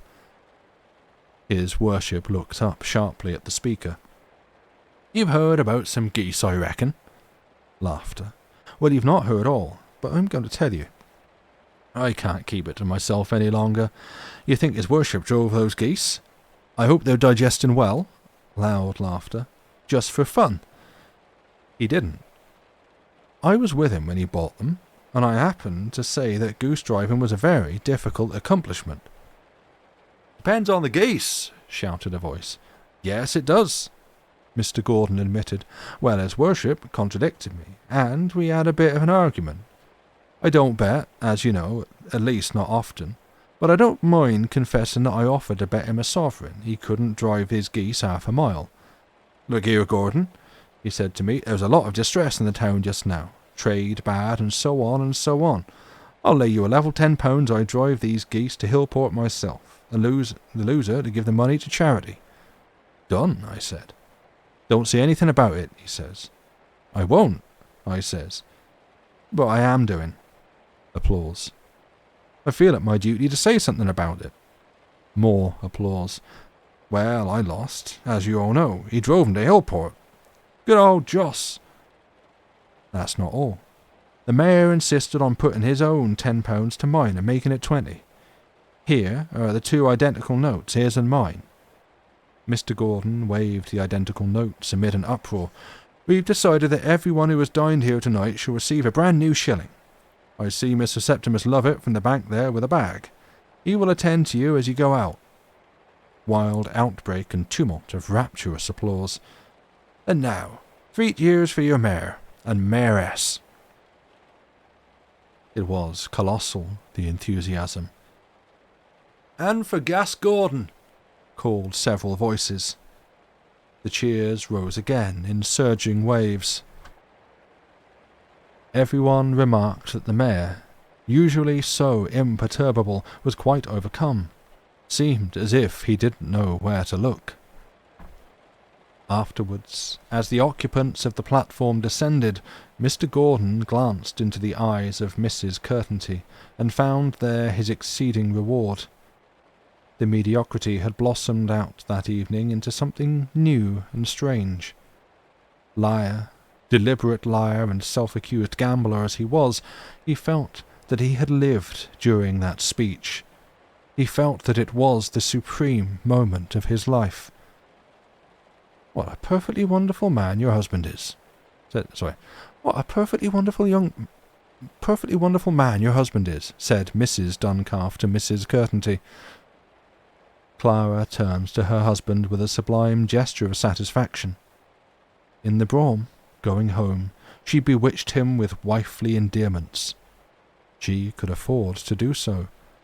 The stigma of the geese episode was erased. But the barmaid of the Tiger, as she let down her bright hair that night in the attic of the Tiger, said to herself, Well, of all the... Just that. The end. And thank you for listening.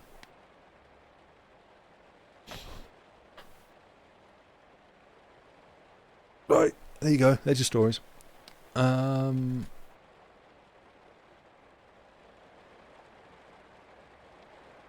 Yep. So I'm just having a quick scroll back through chat just to see what you've been saying. Yeah, no, rip to the goose, and possibly multiple. Well, I guess all the geese by the end because they got eaten, but you know that's the fate of livestock, sadly. Yeah, again, I enjoyed that one a lot. I think I hope it comes across in the reading is my thing, because there's a lot of just very sharp, dry, sarcastic comments and asides in both this and Dickens, frankly, in the way that I don't know, just everything is all just very, very well written with a very, just dry sarcasm. I don't know.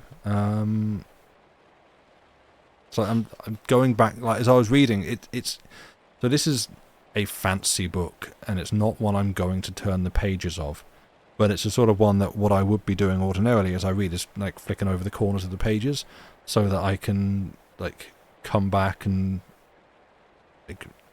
just review the bits that I enjoyed. I don't know. I thought that was very fun and very funny, very silly. So there we go. That's the end of that. Well, good. I'm glad people liked it. Thank you. I shall take as much credit as I am due for finding a story in a book and reading it. But yeah, that brings us to the end of the stream for the evening. Probably less damaging methods of accomplishing that. Hang on, what? Wait. Accomplishing what? I was just completely blanked on what I was just saying. So I don't know. But yeah. Indeed, Lucy. There's no stream on Wednesday. Lucy will not be available for that. I might do some kind of stream at some point over on the Longest John's channel. I have things that I wish to continue playing over there, such as Voices of the Void, which I've been enjoying a lot and is kind of chill but also kind of weird, which, if you know me, you know that's my vibe. Less damaging, right, accomplishing, right, yes, of marking pages in the book, thank you. Yeah, no, I've got the stream brain squarely on right now, and as soon as I say a thing, I've forgotten what I was saying. You've seen little grass blade-like paper bits which you could place between the pages. Yeah, I do a lot of that, which is like torn off scraps of paper and things, which I use as bookmarks to the point where Lucy's mum actually made me some bookmarks that I could use. You have no internet on Wednesday this week, Angeline. Okay, well, then there's no stream here for you to miss. Perfect. Happy days. Scrap Paper Gang. Yeah, Scrap Paper Gang. But yeah, that brings us to the end of the stream. So nothing here on Wednesday. In theory, I should be back next Saturday. I'm not looking at my calendar, but hopefully that's the case. Keep an eye on the John's channel if that's something that you want to do. And yeah, I'm gonna raid. Where should we go? I see Loading Ready Runner on doing Chill Point. We can go there. We've been to Skittle a few times lately, so let's go somewhere else instead. Let's go say hello to Loading Ready Run. A lovely group of Canadians. They are, and they're doing Chill Point, where they just sort of hang out and talk about video gaming news. So go over there, say hi, give them a follow. I recommend them. They're a good place with a whole variety of mainly video game, but also tabletop board game things and other stuff too. They do art on Mondays. It's good. But yeah, I'm gonna go. Thank you for being here. Take care. Be well. All of your various all of your various ailments and afflictions and otherwise draining situations that you're going through, I hope they improve.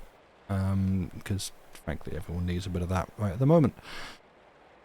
Yes, thank you for being here, and I will see you on the next one.